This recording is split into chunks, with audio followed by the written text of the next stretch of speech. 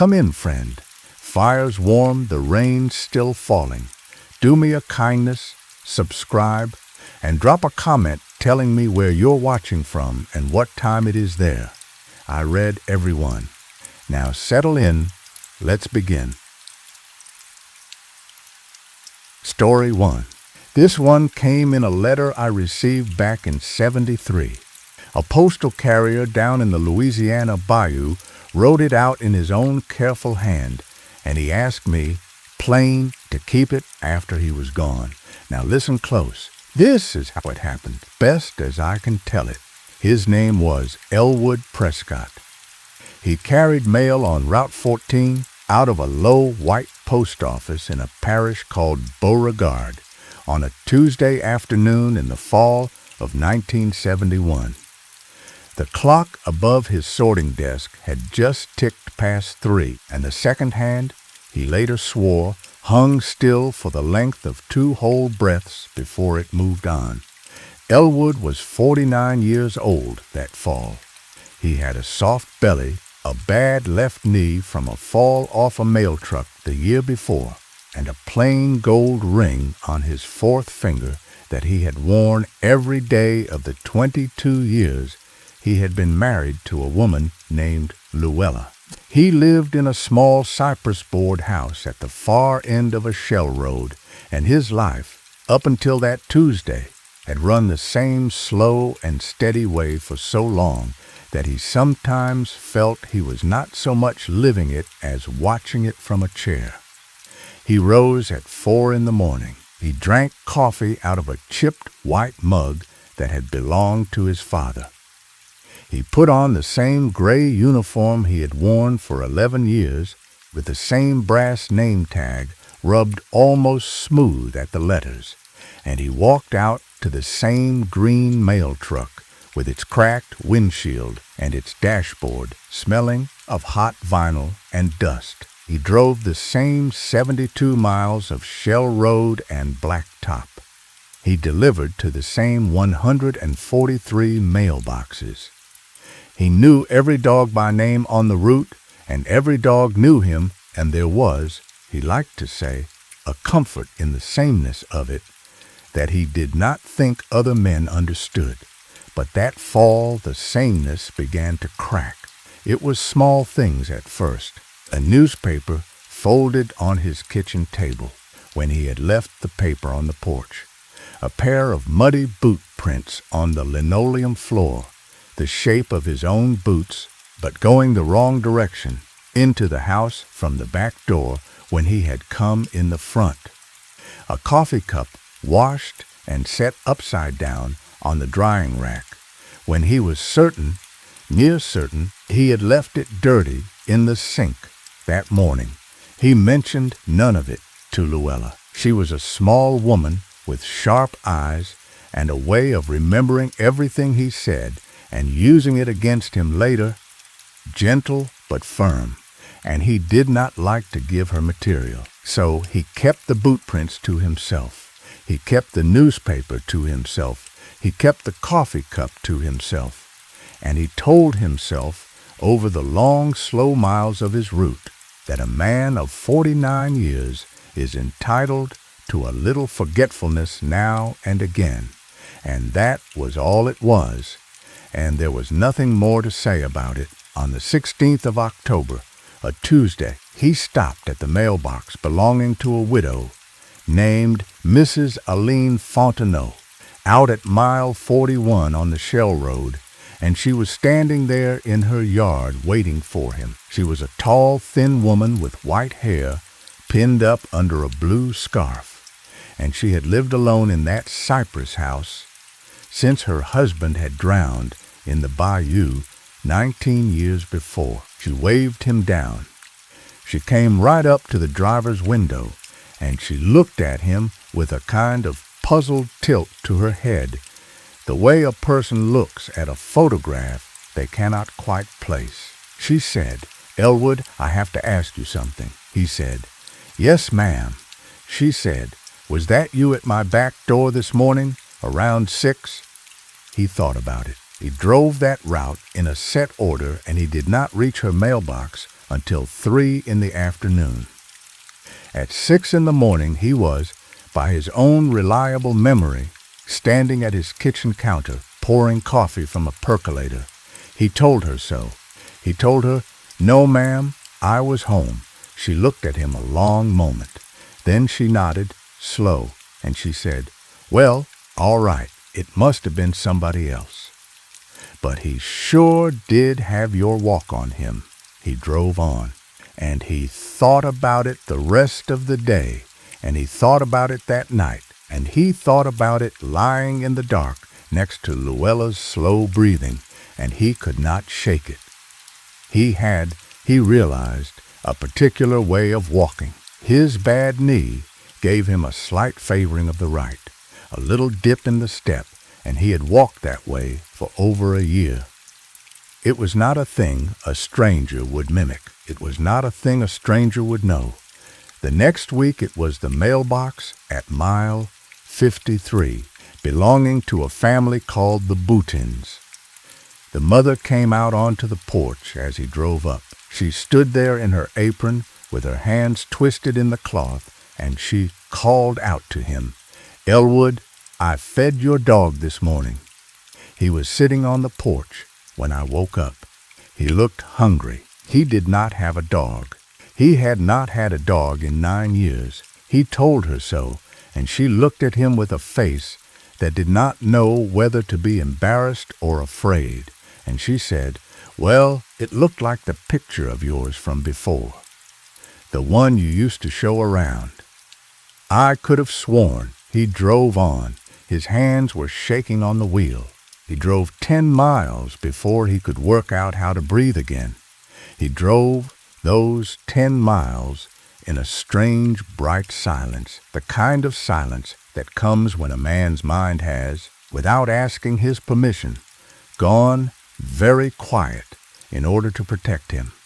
He noticed things about the road that he had never noticed before. He noticed that the yellow line down the center of the blacktop was not in fact one continuous line, but a long, careful series of dashes, and that each dash was about the length of a coffin, and that he had been driving past coffins in a slow, steady rhythm his whole life without ever once counting them.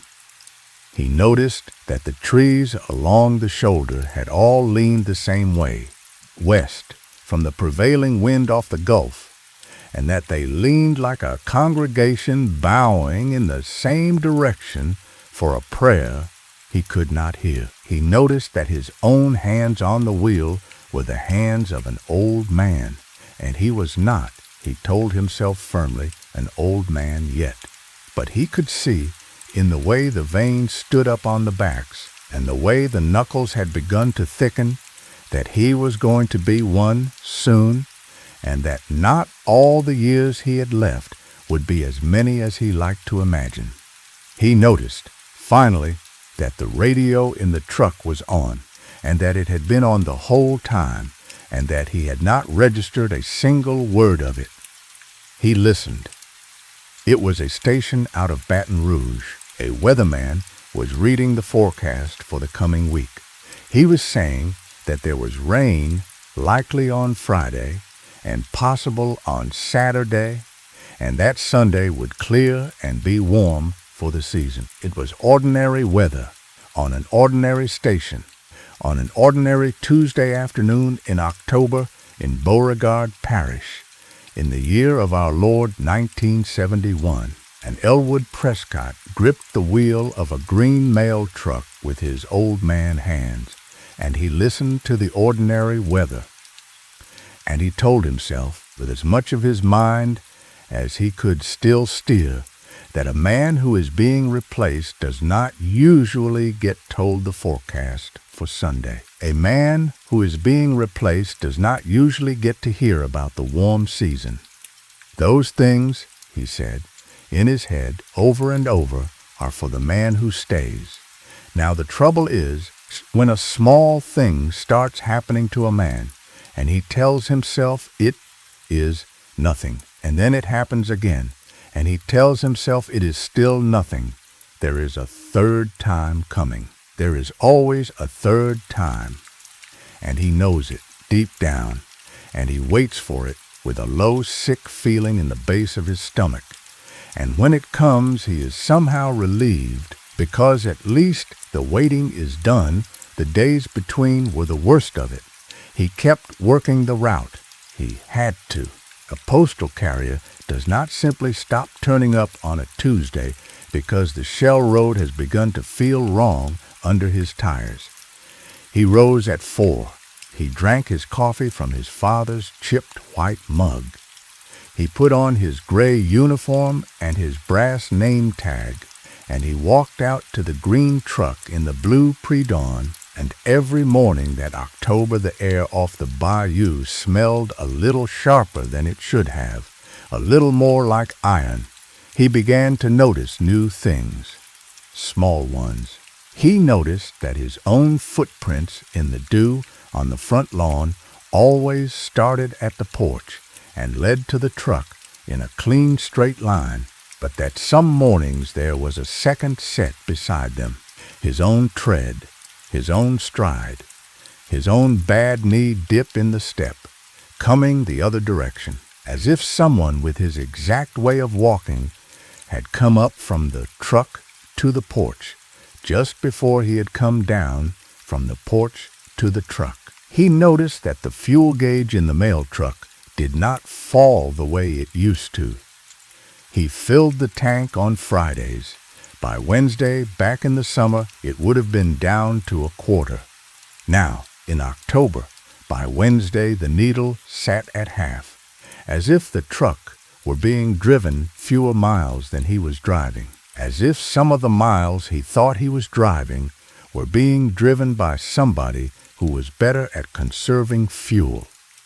He noticed that the dogs on the route had gotten quieter. Not silent. They still trotted out to greet the truck. They still wagged, but they did not bark, the little, happy bark they used to bark at the sound of his engine. They only came out and stood and looked and were still, the way a dog is still when it is not entirely sure the person in the yard is the person it thinks it is. He noticed that Mrs. Aline Fontenot had begun to leave her back door open. She had never done that before. She was a widow, and she was careful. But now, when he passed the Cypress house at 3, the back door stood open a hand's width, and there was, sometimes, a coffee cup on the porch railing, and sometimes the cup was still steaming. He did not stop. He could not have said why he did not stop, but he did not. At home in the small cypress board house at the end of the shell road, Luella began to sleep poorly. She did not tell him so, but he heard her turn in the bed over and over in the small hours. He heard the mattress creak. He heard her breathe and hold and breathe again. Once, at 3 in the morning, he woke, and she was not in the bed. He found her sitting at the kitchen table in her housecoat, with the overhead light off, and only the small blue flame of the gas stove burning. She was watching the back door. She did not startle when he came in. She did not turn her head. She said, "Quiet, sugar, did you come home twice last Thursday?" He said, "No." She said, "All right." She did not ask him to sit. She did not offer to make him coffee. She only watched the back door, and after a while he went back to bed, and he lay in the dark and listened for her, and he did not hear her come back. In the morning she was at the stove making eggs, and she smiled at him, and she did not mention the night. He kept driving the route. The autumn deepened. The cypress trees along the shell road began to turn a slow, tired red. The sky over the bayou went from summer haze to the clear, cold blue of late October. The mail got heavier. Political flyers, catalogs, letters from grown children in far cities. His mail bag pulled on his shoulder more than it used to. And the small strangenesses continued, one at a time, slow enough that a man who wanted to could still tell himself none of it added up. The Booten boy, a young man of 20, home from the Navy for a week, came out to the truck on a Friday afternoon in the middle of October and stood a long moment at the driver's window before he said anything. He was tall and lean, and he had that look sailors get from being at sea too long, a certain sunburn under the eyes. He said, "Mr. Prescott, can I ask you something?" Elwood said, "Yes." The boy said, "When you delivered the mail this morning, at about 6, did you say something to me on the porch?" Elwood said, "I do not deliver at 6. I have never delivered at 6. Your box is at 45 past 3. The boy was quiet. He rubbed the back of his neck. He said, "All right." Then he stood a moment longer, and he said, "Quieter, Mr. Prescott, the man on the porch at 6 looked like you. He looked exactly like you. And he said something to me that I have not been able to stop thinking about, and I wanted to ask you if it meant anything to you before I told my mother." Elwood said, "What did he say?" The boy looked at him a long moment. Then he said, "Tell your father the practicing is nearly done." Elwood's father had been dead 19 years. He drove on. He did not remember the next 3 mailboxes. He came back to himself at mile marker 57, at the little wooden bridge over the slow black cut of Bayou Fontaine, and he pulled the truck onto the shoulder, and he got out, and he leaned on the rail and looked down at the water, and he tried very hard to breathe. The water was still.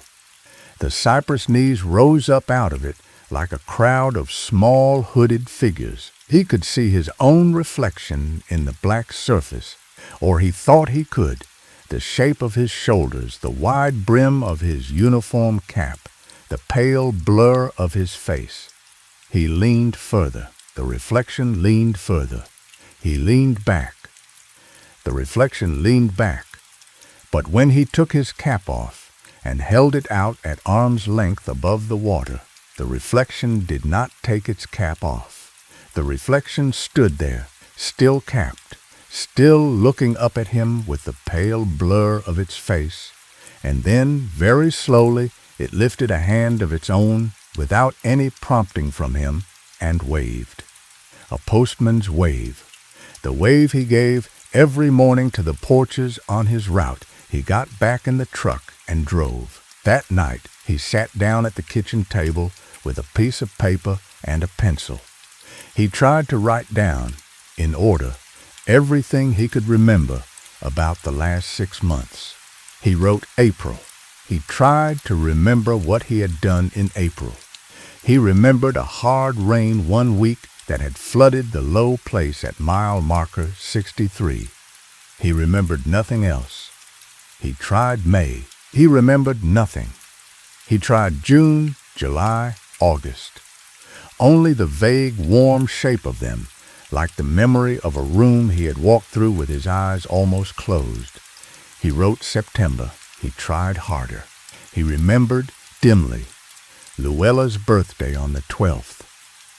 He remembered a supper of a gumbo. He remembered her laughing at something he had said, though he could not remember what he had said, and he could not, when he tried, quite remember the sound of her laugh. He put the pencil down. He looked across the table at Luella, who was mending a shirt in her chair by the lamp. He watched her hands. Her hands he remembered, her hands he could have drawn from memory in the dark. Small square hands, freckled on the backs, with the thin gold band on the 4th finger of the left, and the small brown scar on the base of the right thumb from a canning accident in '59. He said, "Luella." She said, "Yes, sugar." He said, "When did I come home tonight?" She did not look up from the shirt. She said, 6:20. Same as usual. He looked at the clock over the stove. It was 10 past 9. He looked at his own wristwatch. It was 9:10. He said softly, "All right." She said softly, "All right, sugar." They did not speak of it again that evening. The next morning was a Saturday. He did not have a root on Saturday. He rose at 4 anyway. He drank his coffee. He put on his gray uniform. He walked out to the truck in the blue pre-dawn, and he drove down the Shell Road, not east toward the post office in Beauregard, but west in the opposite direction toward the far end of Route 14. He drove until he came to the leaning post and the rusted tin mailbox, and the little shotgun shack behind them. The house sat dark against the dawn. There was no smoke from the chimney. There was no light in any window. There was, however, a green mail truck parked in front of it. His truck, or the truck the man was using. It was identical. Same cracked windshield, same dashboard smell of hot vinyl and dust. He knew, without looking, that the odometer inside would read a number very close to the odometer in the truck he was sitting in. He did not get out. He sat behind his own wheel and looked at the other truck. And after a while, the front door of the shotgun shack opened, and a man came out. The man wore a gray postal uniform. He wore a brass name tag. He had a soft belly and a slight favoring of the right leg. He walked to the other truck, calm and unhurried, and he got in and he sat behind the other wheel. And he looked across the intervening 10 feet of dirt at Elwood. The two of them looked at each other. Neither of them moved. The other man's face, in the pale dawn light, was almost right. The eye on the left sat a hair too low. The mouth was a 1/4 inch too far to one side, but the rest was in place. The tired lines around the eyes, the small nick under the chin from a shaving cut a week before, the flat pale color of a man who had spent his life inside a truck cab. The other man raised his hand. He waved, a small polite wave, a postman's wave. Elwood, without meaning to, raised his own hand and waved back. The other man started his truck. The engine caught on the second turn. He pulled out slow, and he drove east down the Shell Road at a comfortable, steady pace toward the post office in Beauregard, where in a little over an hour he would sort the mail for Route 14 and load his bag and set out on his rounds. Elwood watched the tail lights recede. He sat a long time in his own truck. The sun came up over the bayou. The frogs went quiet. The first mockingbird of the morning began to sing in a live oak beside the shotgun shack. He watched it. It was a small gray bird with a white flash on its wing, and it sang the same 8 notes over and over, and it did not know or care that anything at all was strange about the man sitting in the mail truck 10 feet from its tree. After a while, Elwood put his own truck in gear, and he drove home. Elwood's third time came on the last Friday of October at a mailbox out on the far end of the route, a rusted tin box on a leaning post belonging to nobody he had ever met.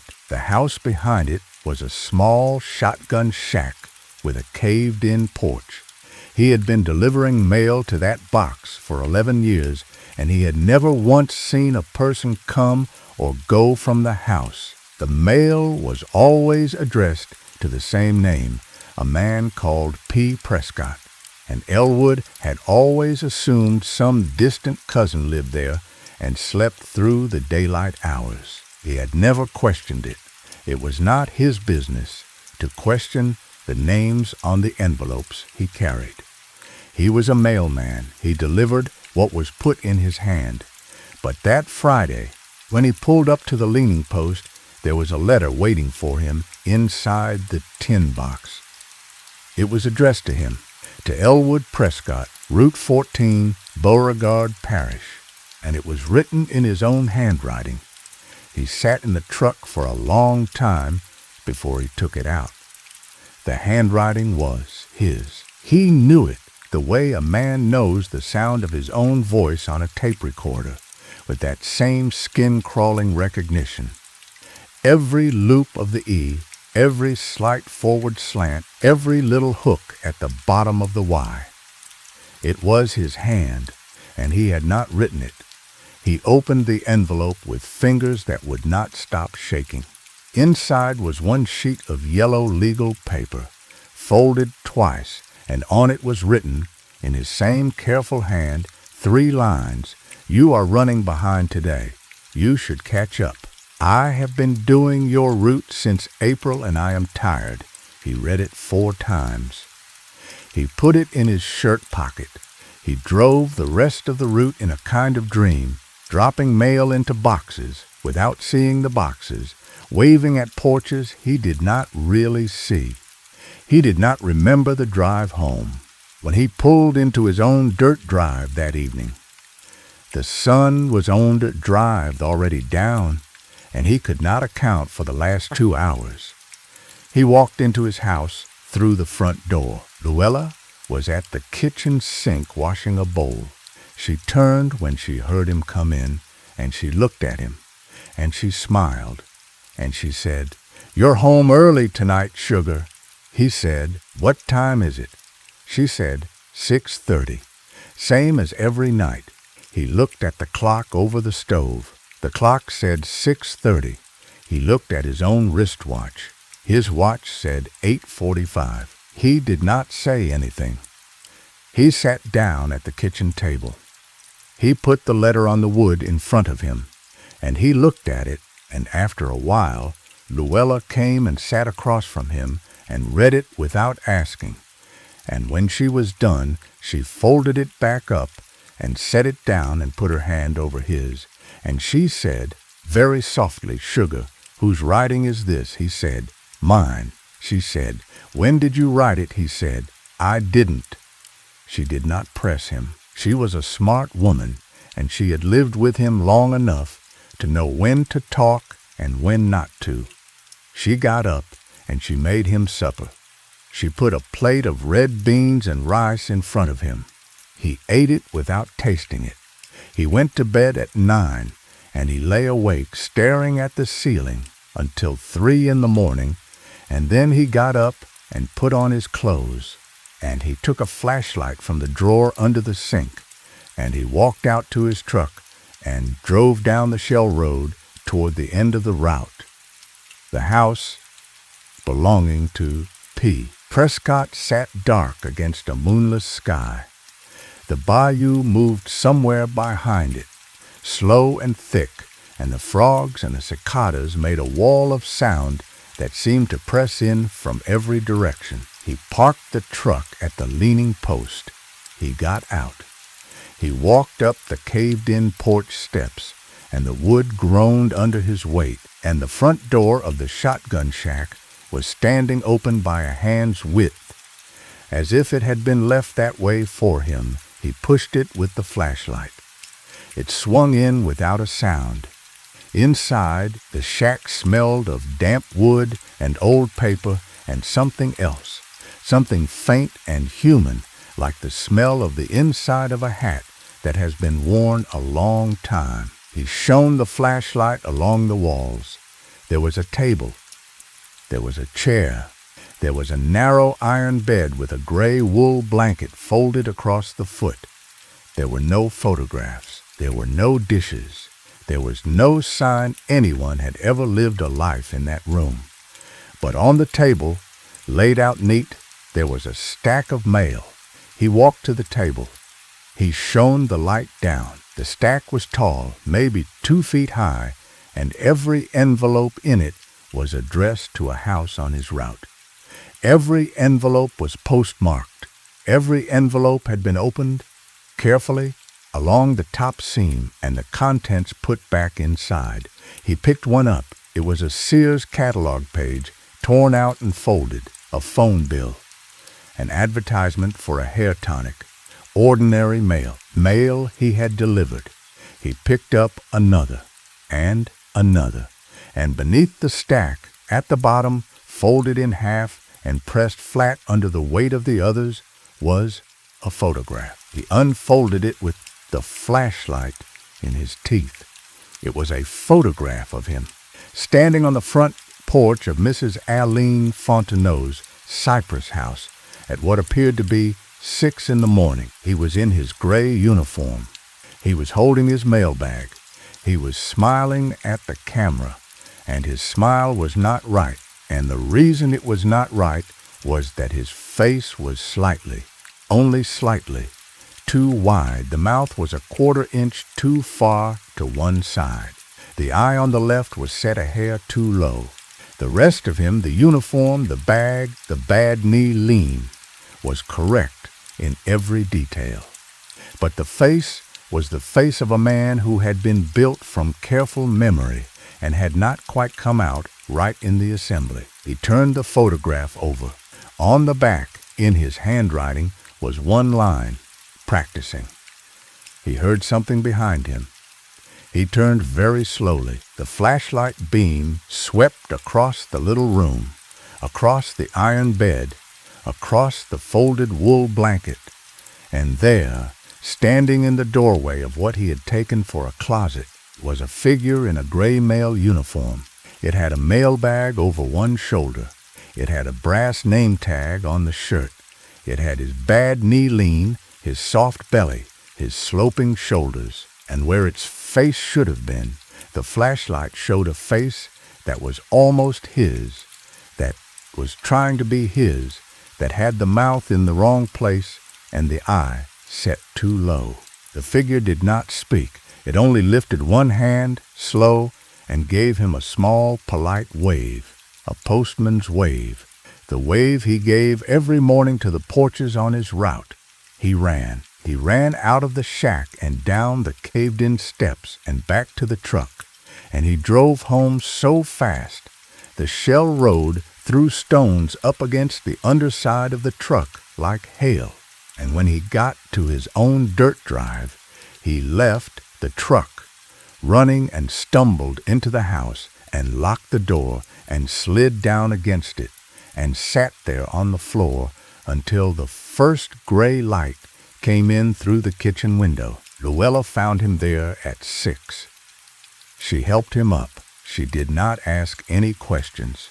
She led him to the bathroom and ran him a bath and put him in it, and she washed his back with a soft cloth the way she had done when he came home with the flu 20 years before, and after a long time he stopped shaking. He did not go to work that Monday, or that Tuesday, or that Wednesday, but the mail went out on the route each day. All 143 boxes received their letters on time in the correct order. Mrs. Aline Fontenot said her mail came at 3 in the afternoon, same as always. The Boutons said the same.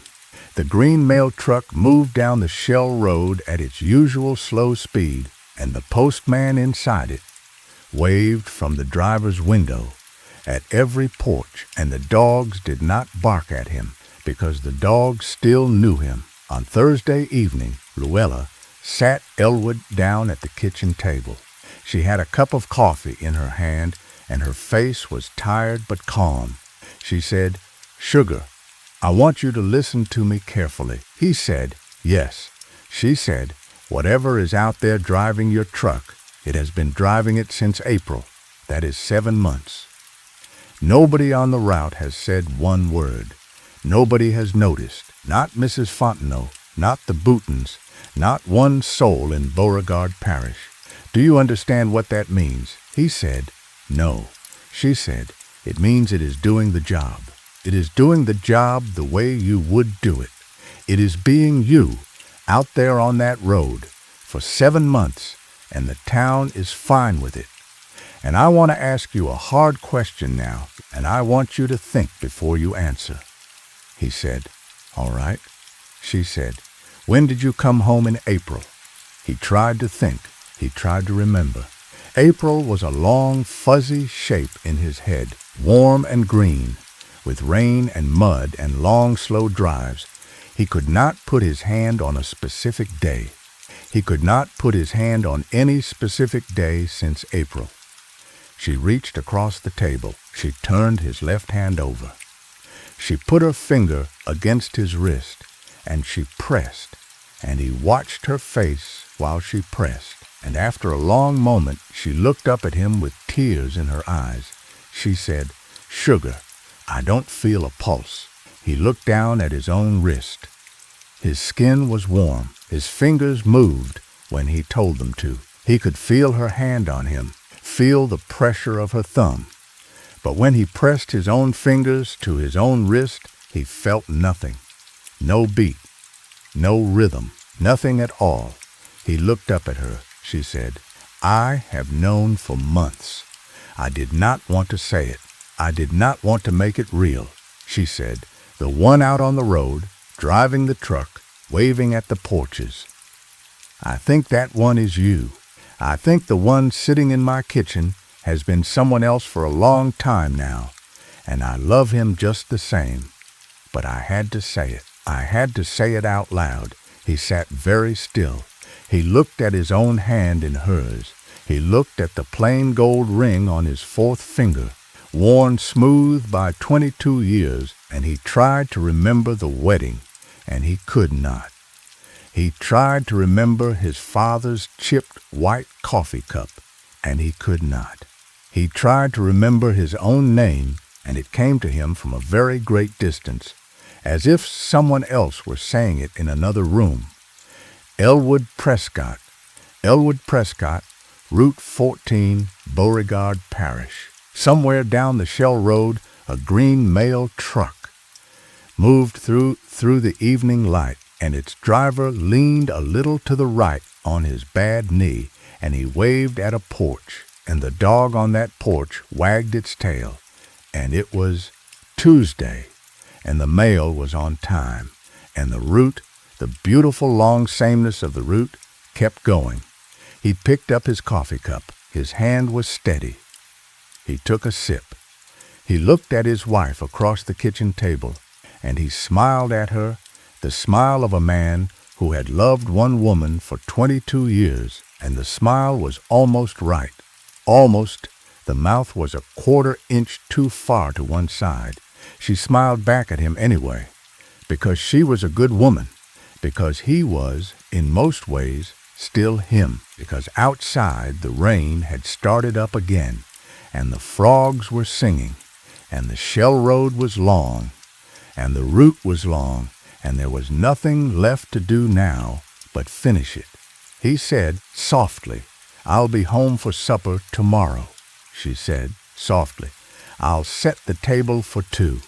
And neither of them said what they were thinking, which was that somewhere, in a shotgun shack at the far end of the route, there was a photograph on a table, and on the back of it, in a careful hand, one word had been written, and the word was practicing, and the practicing was almost done. Story 2.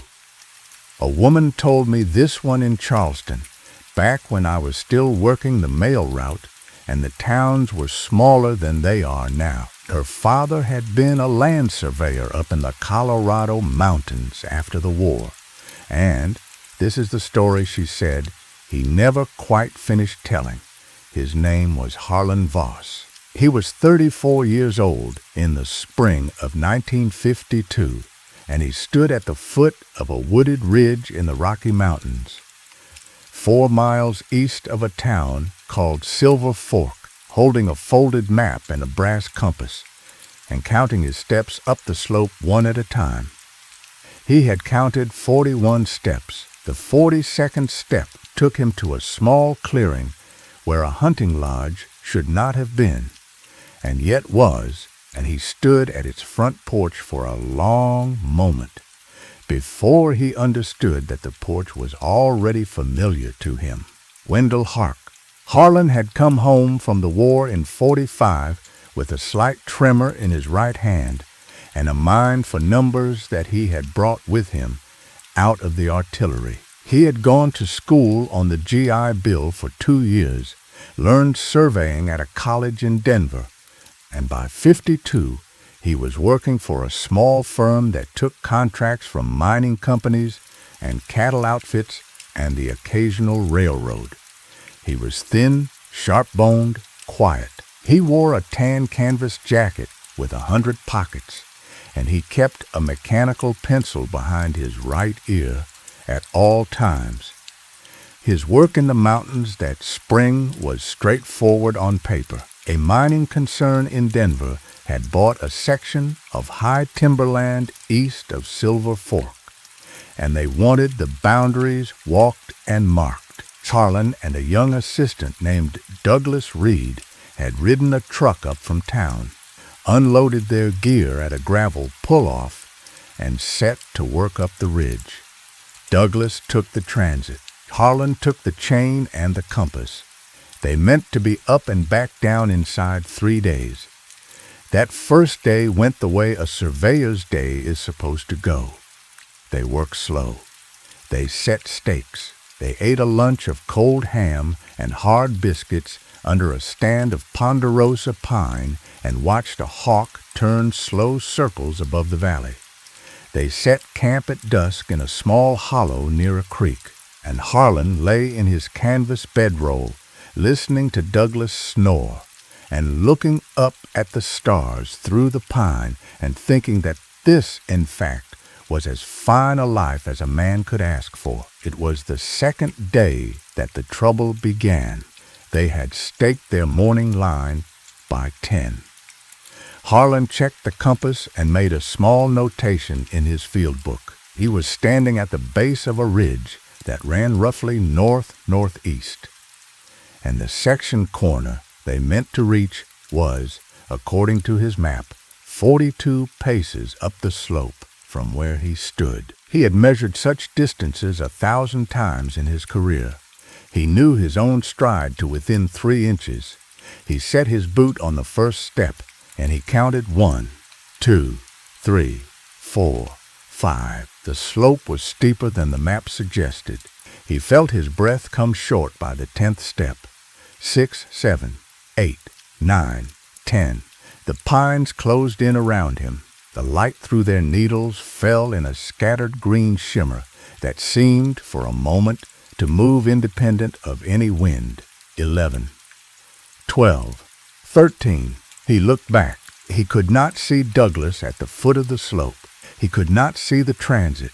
He could not see any part of the world he had left 10 seconds before. 14, 15, 16. He kept climbing. He counted. He told himself, as a surveyor tells himself 100 times in a hard day's work, that a slope is a slope and a step is a step, and the numbers do not lie. At step 42, he came up over a small rise, and the trees fell back, and in front of him, in a clearing that should not have been on any map he had ever seen, stood a hunting lodge. It was a low, broad building of squared timber, dark with age. Its roof was steep-pitched and shingled in cedar. Its front porch ran the full length of the face, and the porch was floored with wide planks, worn smooth by long use. A stone chimney rose from the north end. Smoke moved out of the chimney in a slow blue thread against the sky. He knew the lodge. He knew it. He could not tell how or why or from where, but he stood at the porch steps, and he looked at the pattern of knots in the second board of the porch floor, and he felt in his chest the certain slow recognition that a man feels when he steps into a room he lived in as a child.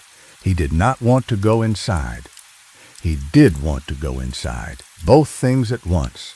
He climbed the porch steps. His right hand was trembling more than usual.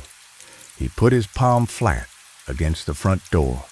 The wood was warm, though the day was cool. There was no smell of anything cooking, no sound of anyone within. Only the slow, steady breath of a house that has been waiting. The door was unlocked. He pushed it open. Inside, the lodge was one long room, a stone hearth at the north end with a low fire burning, a long plank table in the middle, set for one. A narrow bunk built into the south wall made up neat with a wool blanket. On the walls, mounted on plain pine plaques, were the heads of animals, 6 of them in a row. He stepped closer to the wall. The first head was an elk with a heavy rack. The second was a bighorn ram. The third was a black bear. The fourth was a mule deer buck. The fifth was a lynx. The sixth was a man. He stood a long time looking at the 6th mount. It was not a taxidermy joke or a mannequin. It was a human face, dark with age, the skin drawn tight over the bones, the mouth closed, the eyes closed, the hair still full and combed neat. It was mounted on the same plain pine plaque as the others. It had a small brass tag at the base of the plaque, and the brass tag had one word on it. The word was Harlan. He did not move. He did not breathe, or rather, he found that his body was breathing without his permission, slow and shallow, and his heart was beating in a distant, faraway way, as if it belonged to someone he had once known and only barely remembered. He turned. He walked out of the lodge. He crossed the porch. He went back down the steps and back into the pines, and he began to count, backward this time, 42, 41, 40. He walked, he counted. He kept his eyes on the ground, and he did not look up. At step 1, he came out of the trees. But the trees he came out of were not the trees he had gone into. The ridge was different. The angle of the slope was wrong. The sky was a different color, dimmer, as if the sun had moved further west than the hour allowed. And Douglas was gone. The transit was gone. Their gear was gone. The gravel pull-off, where they had left the truck, was a strip of raw earth, empty, with weeds growing up through wheel ruts that had not seen a tire in years. He stood in the middle of it, in the failing light, and he understood, in a slow, reluctant way, that something had gone quite wrong in the counting. He walked down the road towards Silver Fork. It was 4 miles. It took him a long time. The town, when he reached it, was Silver Fork. He knew the buildings. The post office with its faded green trim, the general store with the tin drink sign, the little square white church with the crooked steeple. But there were no cars on the street. There were no people on the sidewalks. The lights were off in every window. The general store had a piece of plywood nailed across the front door, and someone had written on it in white paint, "Closed for the season, come again in the spring." It was, by his own reckoning, the last week of April. Spring was already there. He walked to the sheriff's office. The door was locked. The window was dark. There was a sheet of paper stuck to the inside of the glass, and he pressed his face close and read it by the last of the daylight. The sheet was a notice, printed on official stationery, and it said that the town of Silver Fork had been formally decommissioned as an incorporated place in the state of Colorado in the fall of 1948, following the closure of the mine, and that any remaining residents were advised to relocate to the county seat. He put his hand on the glass. He read it again. 1948. 4 years before he had ever set foot in the town, he walked back out to the street. He stood in the middle of it, in the deep blue dusk, and he looked up at the ridge to the east, and there, faint against the fading sky, was the small square shape of the hunting lodge with its blue thread of chimney smoke. He sat down in the middle of the street. He put his hands over his face. He tried to think. He tried to think about Douglas Reed and where Douglas Reed had gone, and whether Douglas Reed had ever existed, and whether he himself had ever existed anywhere but on that ridge climbing those 42 steps for what might have been an afternoon or might have been a lifetime. He tried to think about the war, about the shells falling in the German field, where he had lost his hearing in the left ear for 6 months, about his mother's kitchen in Missouri, about the girl he had almost married in Denver, and each memory came to him faint and thin, like a photograph held up to a strong light. There, but not solid.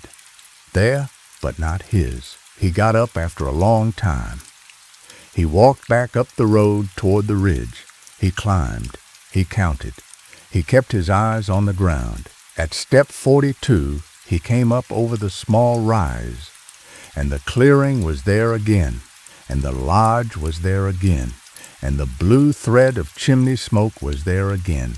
And now, standing on the porch waiting for him, was a man. The man was thin, sharp-boned, quiet. He wore a tan canvas jacket with 100 pockets. He had a mechanical pencil behind his right ear. His right hand trembled slightly at his side, and his face was Harlan's face, exact and complete, though older, weathered by many more years than Harlan had lived. The man on the porch raised his hand in a small friendly greeting. He said, "You made it. I always wonder if you will make it. Come in. The kettle's on."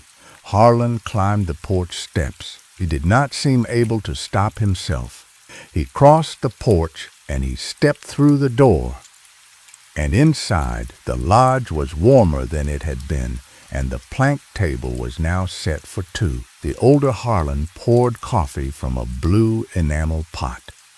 He put a cup in front of the younger Harlan and sat down across from him and folded his hands. And he said, "I know you have questions. I had them too.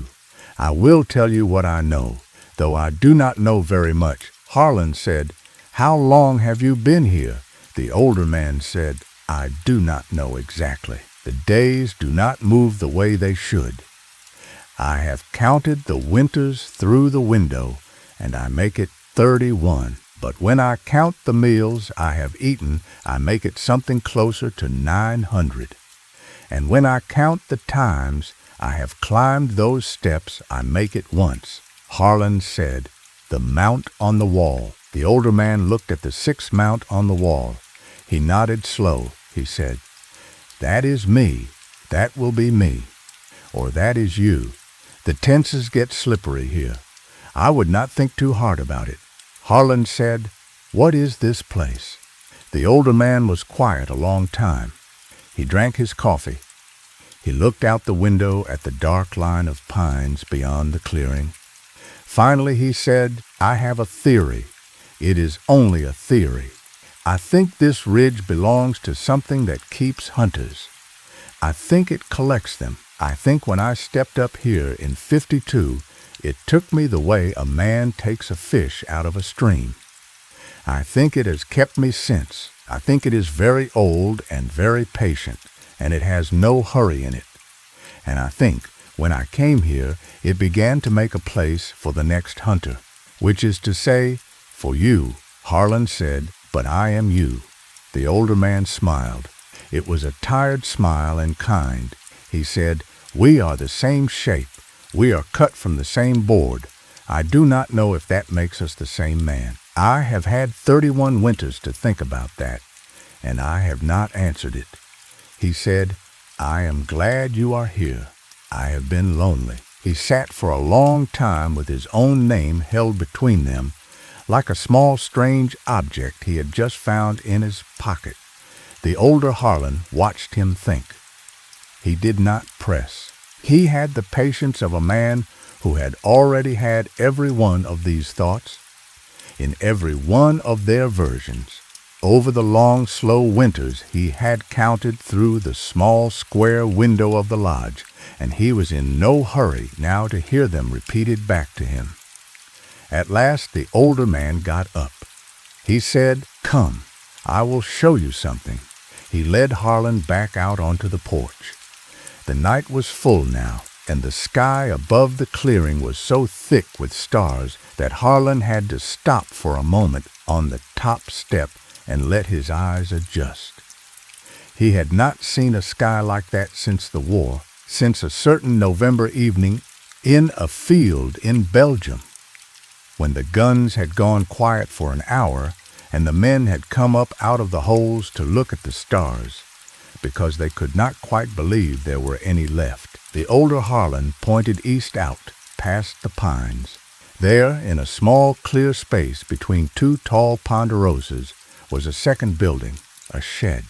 Squat and dark, roofed in the same cedar shingles as the lodge, with a single small window on its near side, the older man said, "I built that in my 6th year. I had time. I had wood. I had, more than anything, a great deal of energy that needed to go somewhere. Come, I will show you what is inside." They walked across the clearing. The grass was long and wet with dew, and it soaked Harlan's boots at once, and this small, ordinary discomfort was the most familiar thing that had happened to him in what felt like days. The older Harlan pushed open the shed door. He struck a match. He lit an oil lamp on a shelf just inside. The lamp flared and settled, and the small room came up out of the dark, and Harlan saw what was in it, and he did not, at first, understand. The shed was full of field books, stacked on shelves, piled on the floor, bundled with twine and set in careful rows. Small canvas-bound notebooks, each of them the same shape and size, each of them worn, each of them the kind of book Harlan carried in his own hip pocket every working day. There were, at a fast estimate, hundreds of them, maybe 1,000. The older Harlan said, "Quiet, one for each attempt. I number them." Harlan reached out. He took one down at random from a middle shelf. He opened it. Inside was his own handwriting, neat measurements, sketches of a slope, a count of paces. The last page of the book had a single line at the bottom. In the same hand but slightly shakier, it said, "Attempt 417. Same result. Book closed on the 83rd day. He put the book back. He took another. Same handwriting, same measurements. Same last line, only with a different number and a different count of days. He said, "Horse, you have tried 400 times to leave." The older man said, 742, actually. But 400 is when I started keeping proper books. The early ones were not disciplined. I was still young then, still angry. I did a lot of things in the first years that I would not do now. Harlan said, "What kinds of things?" The older man was quiet. He looked at the oil lamp. He said, "I walked west instead of east once. I thought perhaps the direction mattered. I walked west for 11 days. On the 11th day, I came back to this clearing from the east side, from the direction I had started, as if I had been walking in a very long circle without knowing it, as if the whole world curved back around to this lodge." He said, "I lit a fire once, in the pines. I meant to burn it all down. I thought if the lodge burned there would be nothing to keep me. The fire went out in the night. I could not tell you how. There was no rain. There was no wind. It only went out, quiet, like a candle a hand had pinched. In the morning the pines were untouched, and the lodge was untouched, and I was still here." He said, "I stopped eating once. I sat in that chair by the hearth for what I believe was 29 days. I did not weaken. I did not lose weight. I did not grow hungry. I only sat, and after 29 days I got up, and I made myself a supper of beans and coffee, and I ate it because I was tired of not eating, not because my body required it." He said, "I have not been sure for a long time that this body requires anything." Harlan looked at him. He said softly, "Are you dead?" The older man said, I do not know. I do not think that is quite the word. If I were dead, I do not think I would still be lonely. But I am lonely, so I do not think dead is the right shape of it. He said, I think we are held. That is my word for it. We are held. The way a photograph is held in a frame. The image continues. The image is even, in its way, alive. It smiles when it smiled. It holds up its hand when it held up its hand. But it does not go anywhere. It stays inside the frame. And the frame, in our case, is this clearing, and the lodge, and the 42 steps of the slope, and whatever is under all of it that has decided to keep us. Harlan sat down on the floor of the shed. He put his face in his hands. He said, I cannot do this. The older Harlan said, gently, you can. I did. I have. You will find that you can bear a great deal when the alternative is not being at all, he said. Also, you will not be alone the whole time. I will be here for a while yet, and there will be, in time, the next one. That is how it goes. There is always the next one. That is why I did not burn it down in the end. I thought about the next one coming up the slope and finding only ashes. I thought that would be worse. So I put out the fire myself before it took, and I have been putting out the fire small ways ever since, he said softly. Loneliness is not the worst of the things it does. Being unkind to the next one would be worse. I decided that a long time ago. They sat in the shed together for a while, with the oil lamp burning low, and the shelves of field books watching them like an audience of small, quiet witnesses. Then the older Harlan stood up. He put out the lamp. He said, Come, let us go back. The fire will have died. They walked back across the clearing under the enormous stars, and the wet grass soaked Harlan's boots a second time, and inside the lodge the fire had, in fact, died down to embers. The older Harlan built it up again, slow and careful, without looking, the way a man makes a fire he has made 10,000 times. He said, over his shoulder, Tomorrow I will show you the trap line.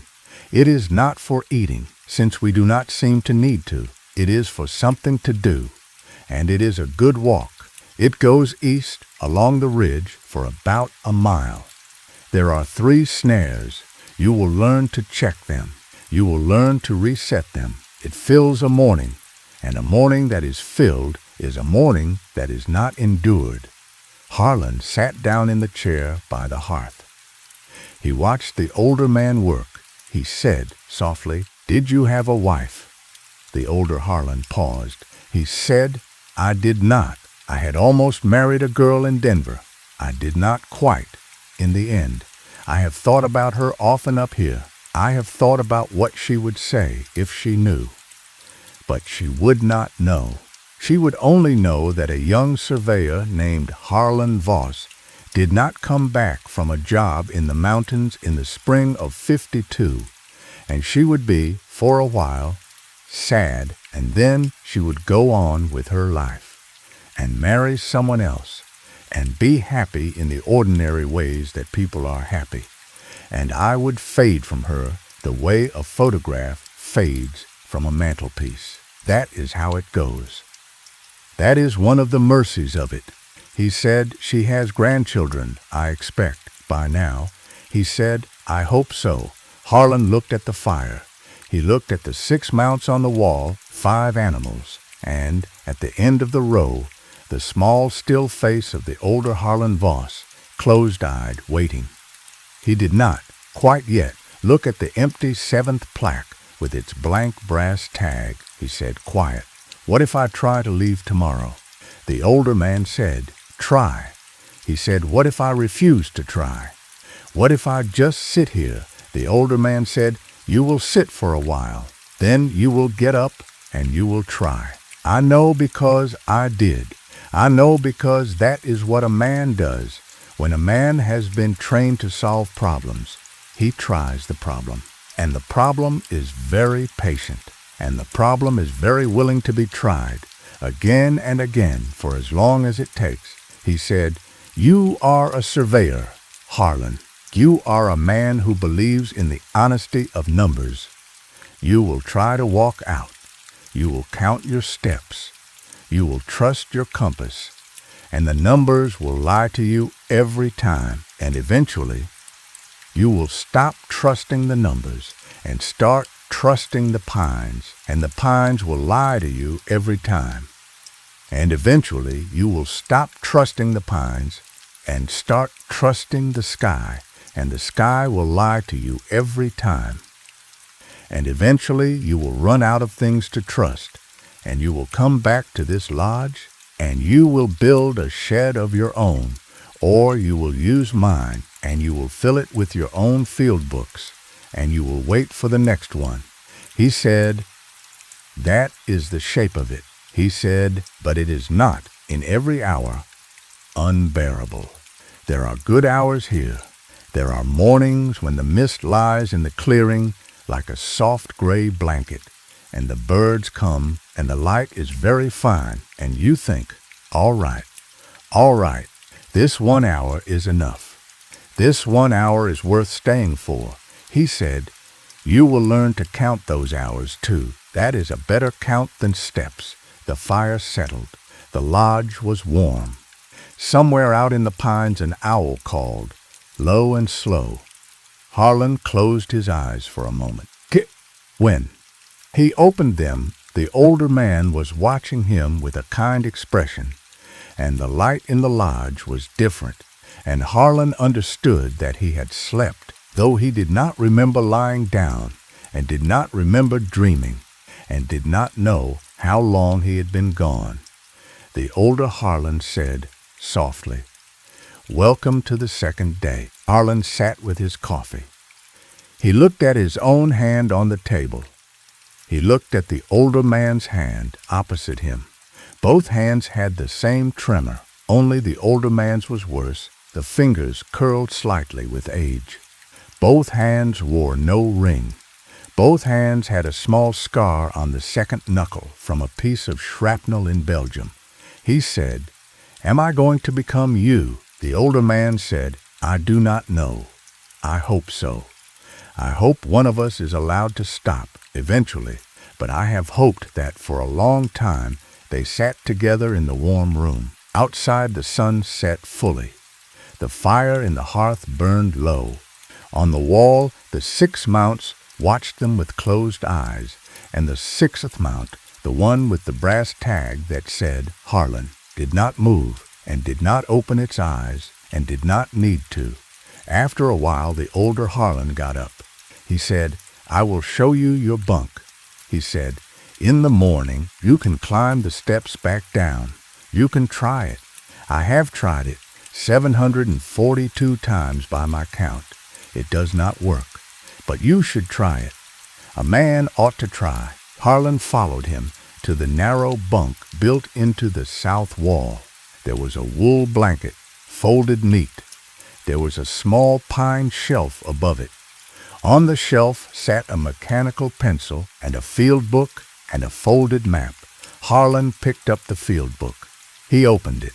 It was his handwriting, page after page of measurements, of notes on the slope, of counts. 42, 42, 42. The last entry was in a different hand, shakier, older. It said, "Wait for the next one. He will need someone to explain." He closed the book. He looked at the older Harlan. The older Harlan smiled again, and there was, this time, something almost pleading in the smile. He said, "When he comes, be kind. Do not scare him. He has walked a long way, and he does not know it yet." Then he lay down on the plank floor in front of the hearth, quiet as a man lying down to sleep in his own bed of 40 years, and he pulled his tan canvas jacket around him, and he closed his eyes. Harlan stood over him a long time. The tremor in the older man's right hand slowed, then stopped. His chest rose. Then it did not rise again. When Harlan looked up at the wall, the sixth mount was gone. The plaque was empty. The brass tag with the word Harlan was gone. There were now 7 plaques on the wall, 6 with animals. The 7th at the end of the row was empty and waiting, and its brass tag was blank, and the blank was, he understood, meant for him. Somewhere down in the valley, 4 miles down a road that no longer led to a town that no longer existed, a young surveyor in a tan canvas jacket was standing at the foot of a wooded ridge, holding a folded map and a brass compass, and setting his boot on the first step of a climb that had already been walked, and would be walked again 42 steps up into a clearing that had been waiting a long time and would wait a little longer. The kettle on the stove was still warm. He said, "And I say that not to hurt you.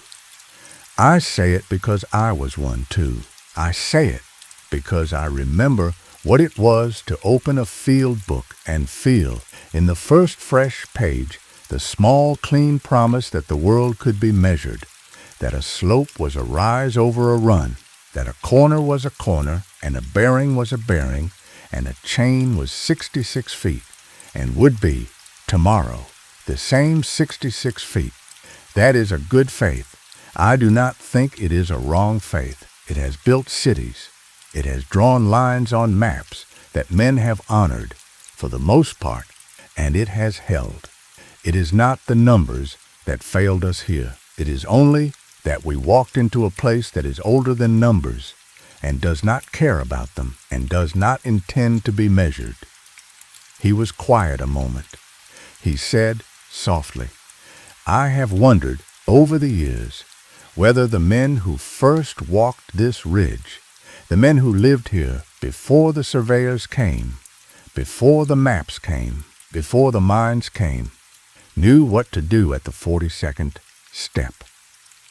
I have wondered if they had a word for this clearing, if they warned their sons, if they simply did not come up here after a certain hour or a certain season, and the knowledge went with them when they were killed or moved off.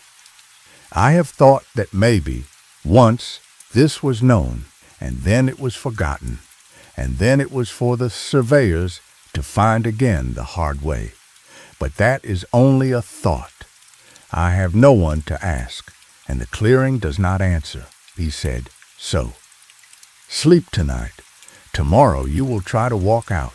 I will make coffee for both of us in the morning.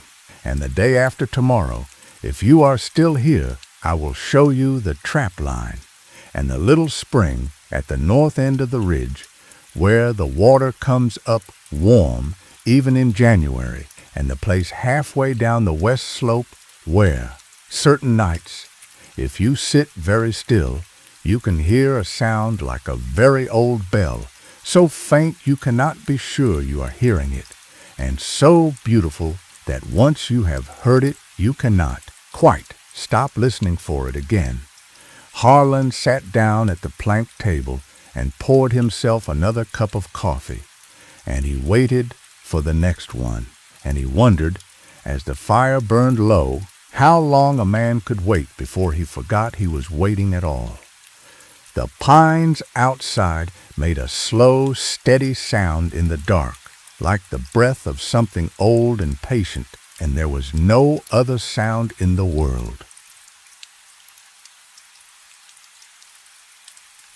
Story 3. I lived this one myself, or I think I did. My memory isn't what it was, and there are pieces of it I cannot swear to anymore. But I will tell you what I remember, and you can take from it what you take. Her name was Marceline Doon. She was 51 years old, and she took a live-in nursing position in the winter of 2023 in a small fishing village on the coast of Maine, in a saltbox house that leaned east toward the sea. Her patient was a 90-year-old woman named Iris Halloran, and on the very first evening of the very first day, Marceline noticed that Mrs. Halloran was wearing one left-handed leather glove and only the left, and never the right. Marceline had been a nurse for 28 years. She had worked in hospitals, in nursing homes, in the private houses of the wealthy and the private trailers of the poor. She had seen every eccentricity a body can carry, and she had learned long ago that the best care is quiet care, and that a nurse who does not ask about the small strange habits of her patients will be told about them in time, when the patient wishes to speak. She was a tall, angular woman with strong hands and a soft, plain face. Her hair was going gray at the temples.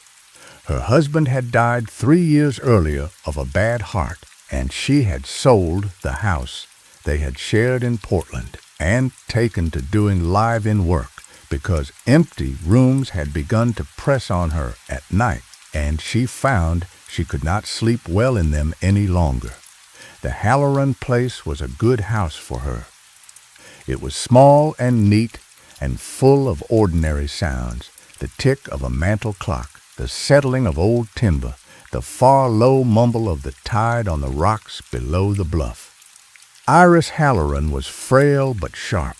Her mind was still there behind her pale, watery eyes, and she liked to talk in the evenings.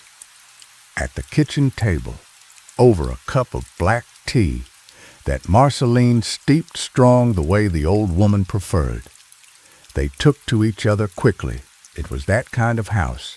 The left glove came off only once a day at bath time, and Iris insisted on doing the bath alone. Marceline waited outside the bathroom door with a folded towel and a fresh nightgown, and she heard, through the wood, the small sounds of the old woman moving in the water.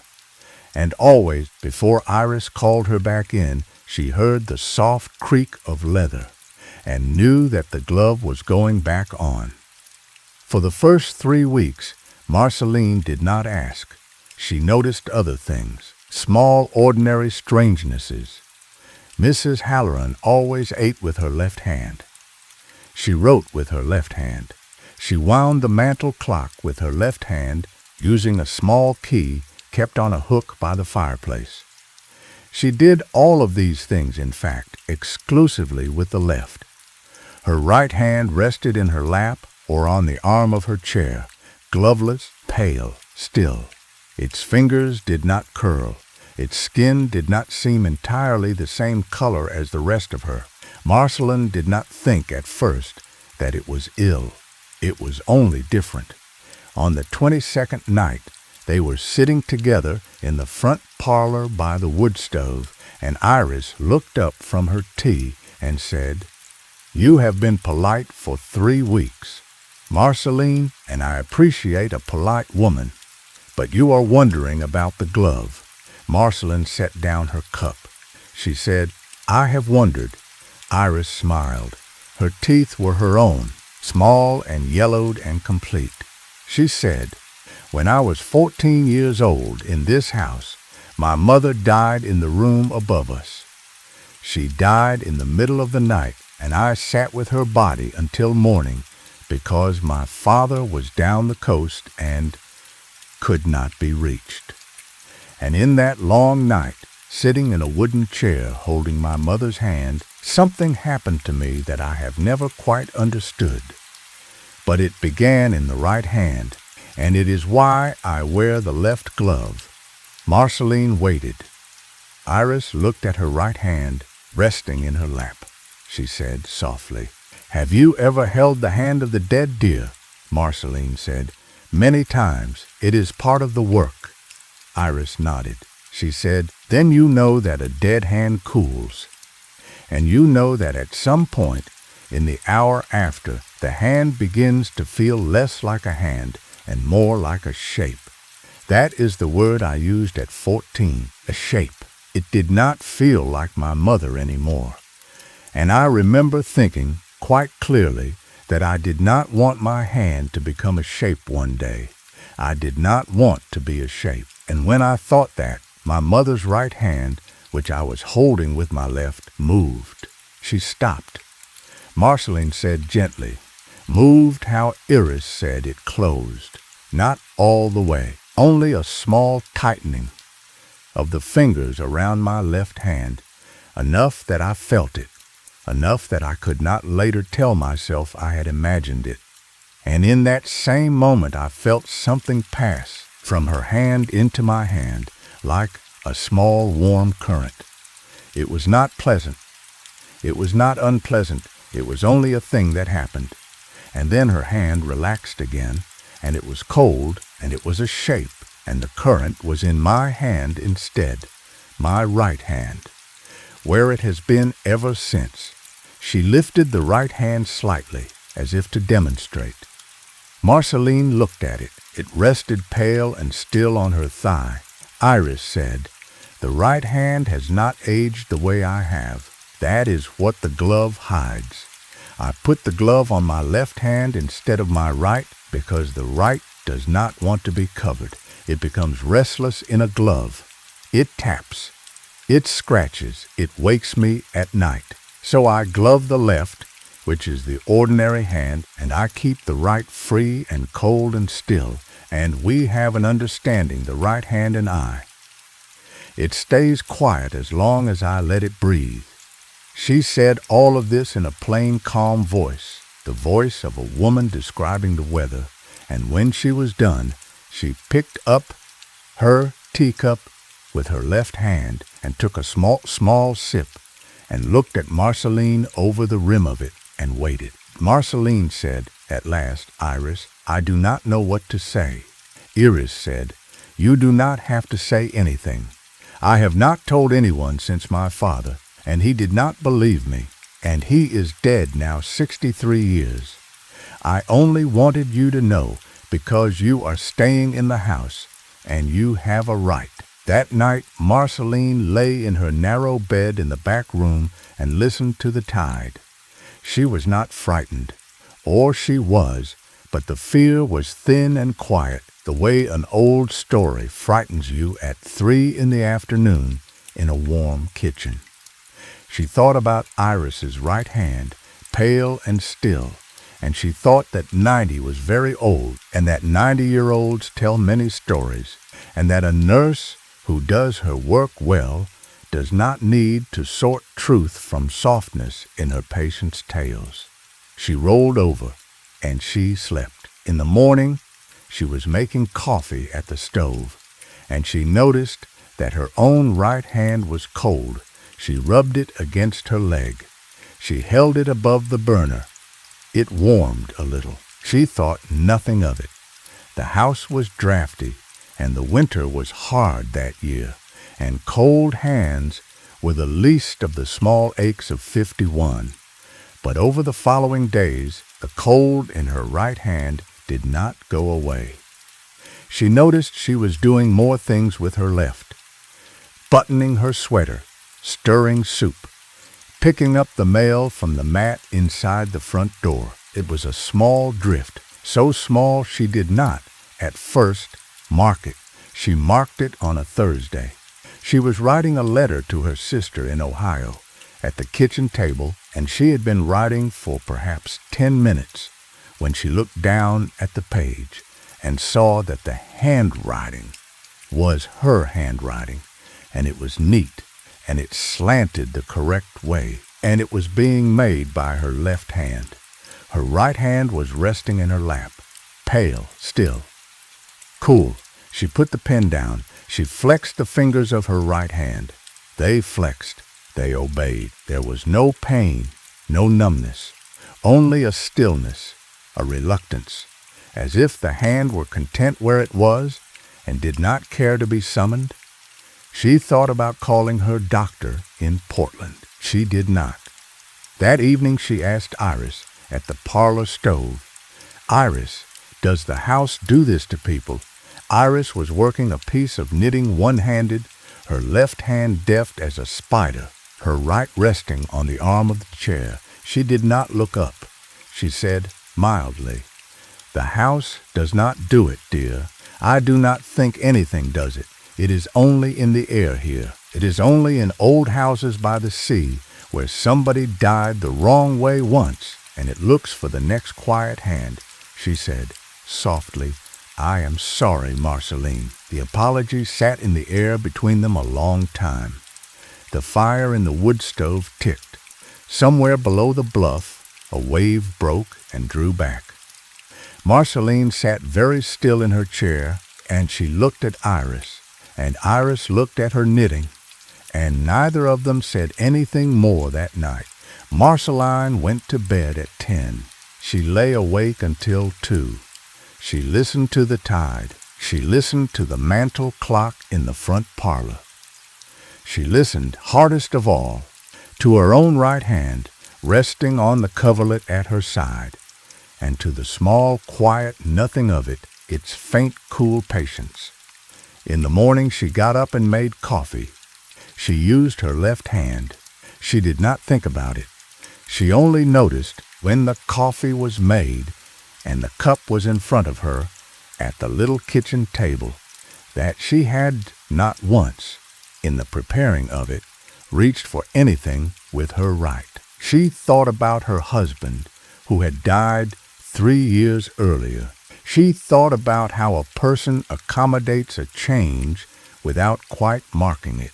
She thought about how, after his heart had failed him on a summer afternoon in Portland, she had come home from the funeral and had lived in their house another 6 months before she had realized she had stopped sleeping on his side of the bed. She had not decided to stop. She had only stopped. And then one Tuesday morning she had noticed the untouched pillow on the far side of the mattress, and she had wept for an hour, quiet, into her coffee, because grief is a slow tenant, and it moves in without asking, and it does not always let you see it moving in. She thought that whatever was happening in her right hand was moving in that way. She did not tell Iris. She did not tell her sister in Ohio. She did not tell the young doctor who came out from town every second Wednesday to check on Iris's blood pressure. She only continued to work and continued to notice and continued, in the small ways, to accommodate. She began, in the second week of December, to knit. She had never been a knitter. She had watched her mother knit as a girl, and she had learned the basic stitches at a summer camp when she was 11, but she had not held needles in her hands since. Now, one afternoon, sitting in the parlor while Iris napped in the chair by the stove, Marceline felt in her hands a small, strong urge, and she looked around, and she saw Iris's knitting basket on the low table by the chair, and she took up the needles and the yarn, and she began. Her hands knew what to do. Her left hand held the needle. Her right hand fed the yarn. She did not think. She did not consult a pattern. She worked, and after 20 minutes she had knit 5 neat rows of a stitch she did not know the name of. She stopped. She looked at what she had made. It was the beginning of a leather glove, or the shape of one. A small, careful cuff for the left hand in the same dark wool that Iris had been using. Marceline stared at it. Then she pulled the needles out and undid the stitches, one after another, and rewound the yarn onto its ball, and put the whole thing back in Iris's basket. She did not tell Iris. That night at supper, Iris said mildly, "You have been busy today, dear," Marceline said. "Only a little laundry," Iris said. Ah! She did not press. She never pressed. Iris had always been a woman who let you keep your small silences, and it was one of the things Marceline liked best about her, and it was one of the things Marceline understood in that moment that had made her linger in the leaning salt box on the bluff long past the point where a wiser woman would have packed a bag and driven south. Iris was easy. Iris was kind. Iris was, for a woman with a strange hand and a stranger story, extraordinarily good company. And Marceline had been lonely a long time. She wondered, sometimes, in the small hours, whether the loneliness had made her a good candidate, whether the house looked for lonely women, whether the right hand knew. Somehow, when it had found one whose empty rooms had begun to press, she did not know. She could not know. She only knew that on the nights when she thought of leaving, she did not, in the end, quite want to, and that, on the mornings when she thought of calling her doctor in Portland, she did not, in the end, quite pick up the phone. The days shortened. The bay went from gray-blue to iron-gray to a sullen black-green. The first snow came on the 18th of December, a small, polite snow that whitened the shingles of the salt box and the rocks below the bluff and did not last. The second snow came on Christmas Eve and lay a foot deep by morning, and Marceline and Iris ate a Christmas dinner of roast chicken and cornbread stuffing at the kitchen table, and Iris drank a small glass of sherry, and Marceline drank two, and they told each other small ordinary stories about the men they had once loved, and Iris laughed twice, quiet, dry, small laughs, and it was, Marceline thought later, one of the good days. That night she took her bath before bed, and when she stepped out of the tub and told herself dry, she stood in front of the small oval mirror above the sink, and she looked at her right hand. The skin was paler than it had been. Not much. Only enough that, if you had known her hand as she had known it for 51 years, you would have noticed. The veins on the back of the hand were slightly less visible. The knuckles were smoother. It was not the hand of a younger woman. It was, she thought, the hand of a woman whose hand had stopped doing certain things and had begun to look, as a result, less used. She flexed the fingers. They flexed obediently at their normal speed. There was no lag, but when she pressed her palm to the mirror to look at the pale mark left on the glass, her right palm left no mark. There was no smear of moisture, no warm ghost of skin. The mirror stayed cold and dry where her right hand had touched it. Her left hand, when she tried the same, left a clear print of condensation that faded slowly. She stood a long moment. Then she washed her right hand carefully with soap and warm water, and she dried it, and she went to bed. In January, Iris grew brighter. Marceline had noted the beginnings of it in December, but January was the month it became undeniable. Iris walked without the cane. Iris sat up later in the evenings. Iris took the sherry every night now, a small glass, and it did not seem to slow her mind or thicken her tongue the way sherry had used to do in the fall. Her right hand, at rest in her lap, began to have color. Not much, a hint of pink at the base of the thumb, a slight warm tone in the palm. Enough that on the 8th of January, when Marceline was helping Iris into bed and briefly touched the back of the old woman's ungloved right hand, she found that it was warm. The left hand, still in its leather glove, was cool. Marceline did not say anything. That was the night she saw her reflection lag. That was the night. The reflection's left hand rose a half-second after her own, and lowered a half-second after her own, and did all its small motions with a small delay, and Marceline sat on the edge of the bed with her face in her left hand and understood quite clearly that she had crossed a line she had not seen and that could not be uncrossed. She thought about Iris's story again, about the 14-year-old girl sitting up all night with her dead mother's hand in her own, about the small, warm current passing from one hand to the other. She thought that a current, once it starts, needs somewhere to go. She thought that when Iris died, because Iris would die, 90-year-olds do, the current would need a place, and it would already know its place, because it had been moving in for weeks. She thought all of this, and she did not, still, pack her bag. She thought about her sister in Ohio. Her sister was a good woman, kind, married to a good man, with 2 grown daughters. Her sister would take her in. Her sister had said so 3 years earlier at the funeral. "You come to us anytime, Marcy."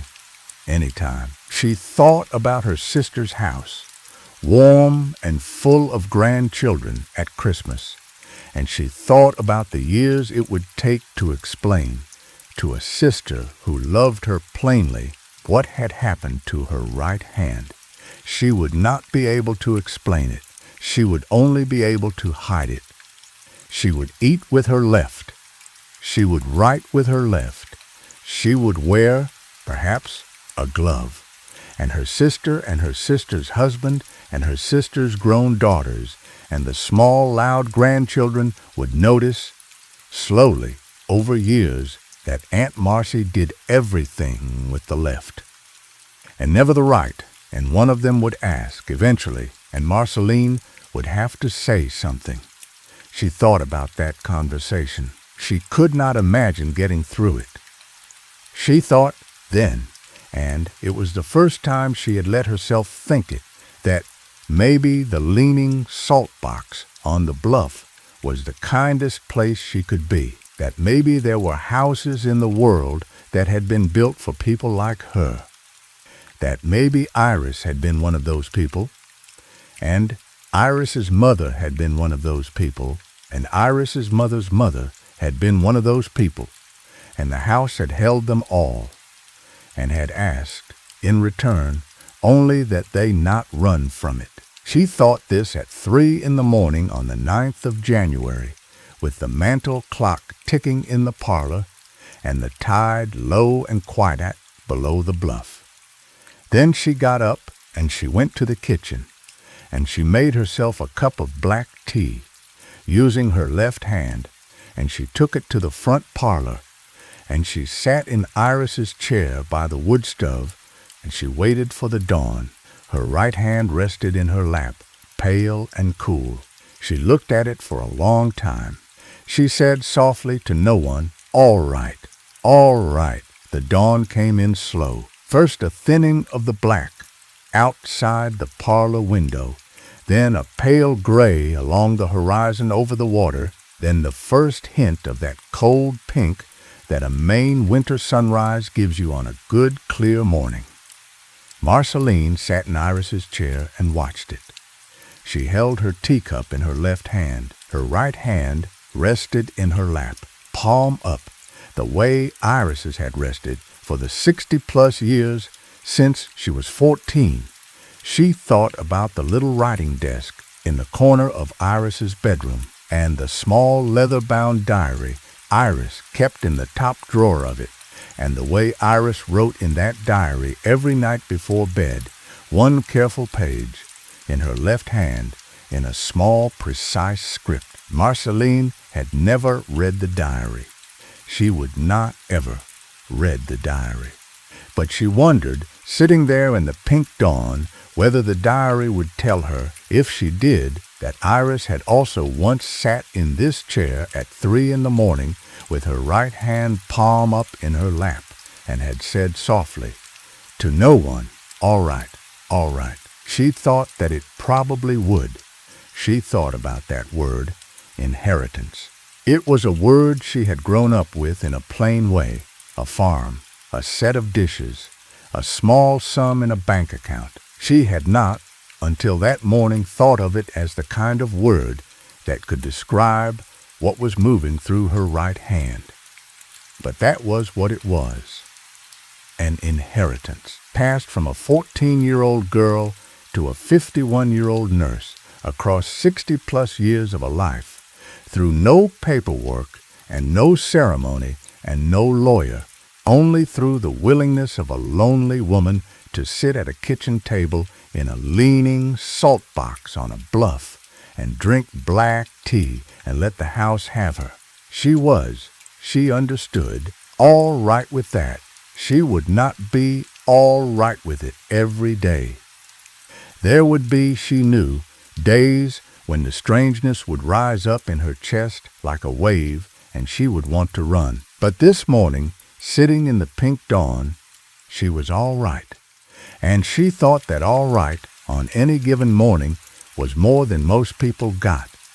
The right hand did not move, but she felt distinctly that it hurt her. Marceline did not go home.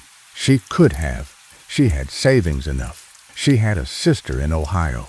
She had still in a bank account in Portland the money from the sold house.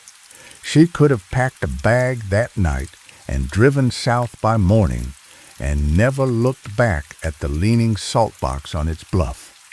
She did not. She could not entirely say why.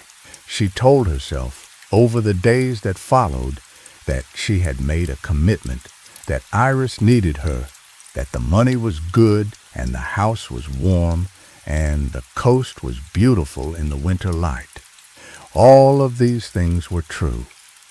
But underneath them was another thing, a thing she did not like to hold up to the light, which was that her right hand was no longer entirely afraid of what was happening to it.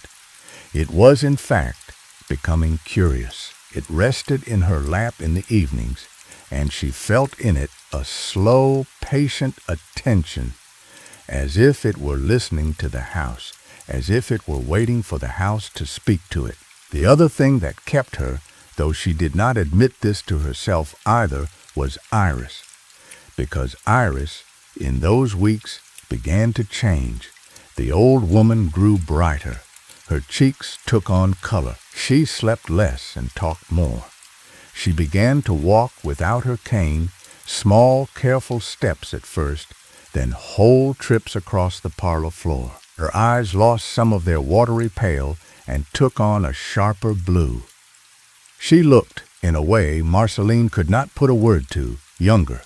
Not physically younger, not in any way you could photograph, but younger in the sense of a woman rising up out of a long tiredness, gathering herself, and the right hand of Iris Halloran, ungloved, still pale, still cool, began, very occasionally, to move the first time. Marceline saw it out of the corner of her eye. She was standing at the kitchen sink washing a plate, and Iris was in the parlor chair by the stove. And in the mirror above the sink, Marceline saw the old woman's right hand rise slow from the arm of the chair and turn slightly, palm up, as if to catch something falling from the ceiling. It held there for perhaps 3 seconds. Then it lowered again and settled and was still. Iris did not seem to know it had moved. Truss. Marceline said nothing. But that night, when she was undressing for bed in her back room, Marceline looked in the small mirror above her dresser and saw that her own reflection was 1/2 second slow. She raised her left hand to brush a strand of hair from her face, and the reflection raised its left hand, but not at the same moment. A hair of delay, a single lagging beat.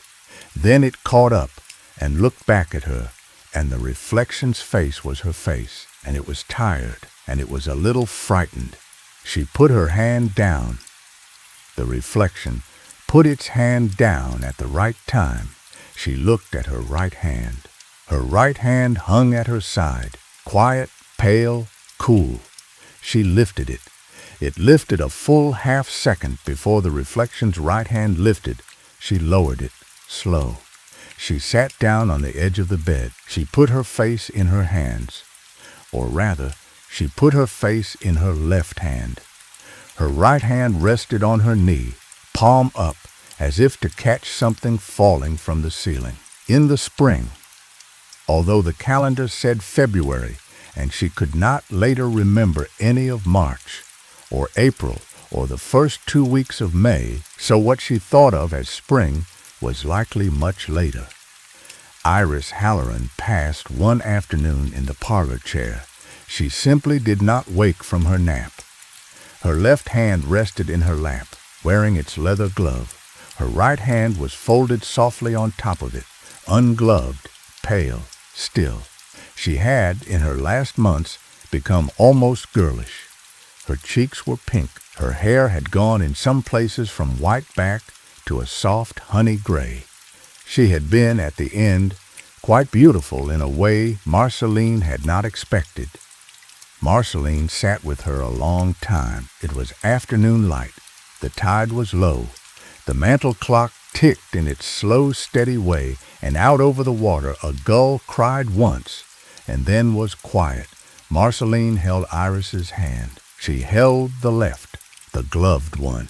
She did not touch the right, and the right, she was certain, although she could not have said how, was grateful. She sat until the light went blue in the windows, and then she got up, and she took the mantel clock key off the little hook by the fireplace, and she wound the clock. She used her left hand. Her right hand rested at her side, pale, still, cool. There was paperwork to do, and Marceline did it. There was a funeral home in the village, and Marceline called them. There was a niece in Boston, and Marceline reached her, and the niece was tearful and kind and thanked her for her care.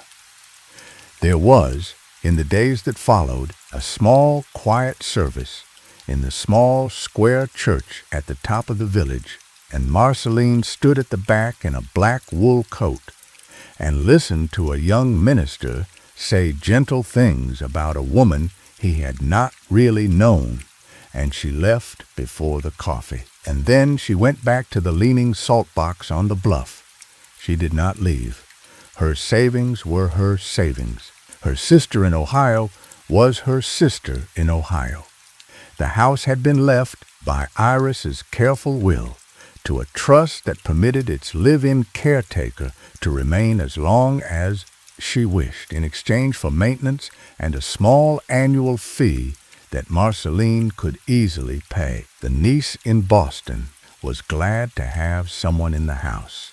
The village accepted her the way small villages accept a nurse who has stayed on. In the general store, they called her Mrs. Doone. At the post office, they saved her mail behind the counter. In the little cafe by the harbor, they knew she took her coffee black and her toast with butter and no jam. She lived there a long time. She wore, from that spring on, a single left-handed leather glove, and only the left and never the right. She wound the mantel clock with her left hand, using the same small key on the same small hook. She ate with her left hand. She wrote her letters with her left hand. And in the long evenings, in the parlor chair by the wood stove, her right hand rested in her lap, pale, still, cool, and she felt in it a slow, patient attention that she had grown over the years to find companionable. She lived alone, but she was not lonely, because there was the tide and the mantel clock and the settling of the old timber and, of course, her right hand, which she thought of on some nights as the last remaining piece of a woman named Iris Halloran, and on other nights as the first arriving piece of something else that had not yet decided what to be called. When she was 71 years old, a young hospice nurse arrived at the leaning salt box on the bluff, sent by an agency to sit with a woman named Mrs. Doone, who was declining now and who could no longer manage on her own. The young nurse was a tall, angular woman with strong hands and a soft, plain face, and her name, though it does not matter here, was a good and ordinary name.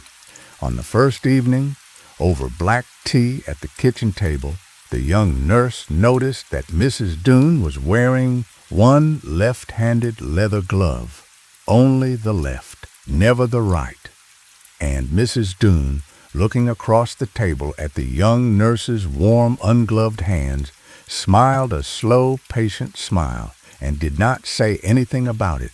Not that night. There was, after all, no hurry. The right hand knew how to wait. Story 4. The man who told me this one died the following spring. I never learned if that was connected. He was a long-haul trucker who had run the same routes for 30 years, and he told me this in a truck stop diner in Kansas at 2 in the morning, and he made me swear I would not put his real name in it. I have kept that promise. The rest is his. His name, for our purposes, was Buck Renner. He was 58 years old, and on a warm September night in 1994, he was driving a loaded tractor-trailer west across the Kansas prairie on a 2-lane state highway in the second hour after midnight when he came around a slow, long bend and saw in the wash of his headlights a road crew paving fresh asphalt in the middle of the empty land. There were no work lights. There were no signs. There was no flagger with a lantern. There was only a long, low strip of black asphalt, still steaming, and a crew of 6 men in dark coveralls standing at the shoulder, watching him come. He stood on the brake. The trailer settled behind him with a slow, deep hiss, and the truck came to a stop maybe 40 yards short of the crew. And he sat there with his hands on the wheel, and the crew stood there on the shoulder, and no one moved for what felt like a long time. Buck had been driving trucks since he was 22 years old. He had run mail routes, produce routes, cattle routes. In the 80s, he had done a hard 3-year stretch for a chemical company that had eaten his marriage. Since '89, he had run long-haul dry freight for a small outfit out of Topeka, and he liked the work. He liked the empty roads at night. He liked the low mumble of the engine and the smell of the dashboard heater, and the way a man's own thoughts would rise up in him on a long, dark drive, honest and slow, without the interference of the day. He was a big man, with a broad, flat face and small, careful eyes and hands the size of dinner plates. He wore a red plaid jacket in the winter and a plain gray work shirt in the summer. And he kept a small photograph of his daughter, grown now, married, in Wichita, clipped to the sun visor on the driver's side. He drove the same 912 miles every week.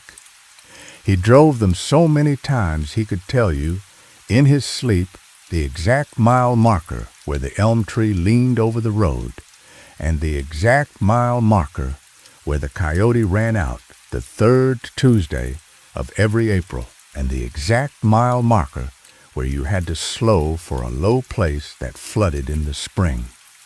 He knew this road the way a man knows his own kitchen. There had never been, in the 15 years he had run it, a fresh strip of paving in the middle of the prairie at mile marker 287. There had never been a road crew at midnight in a place where there was no road to work on.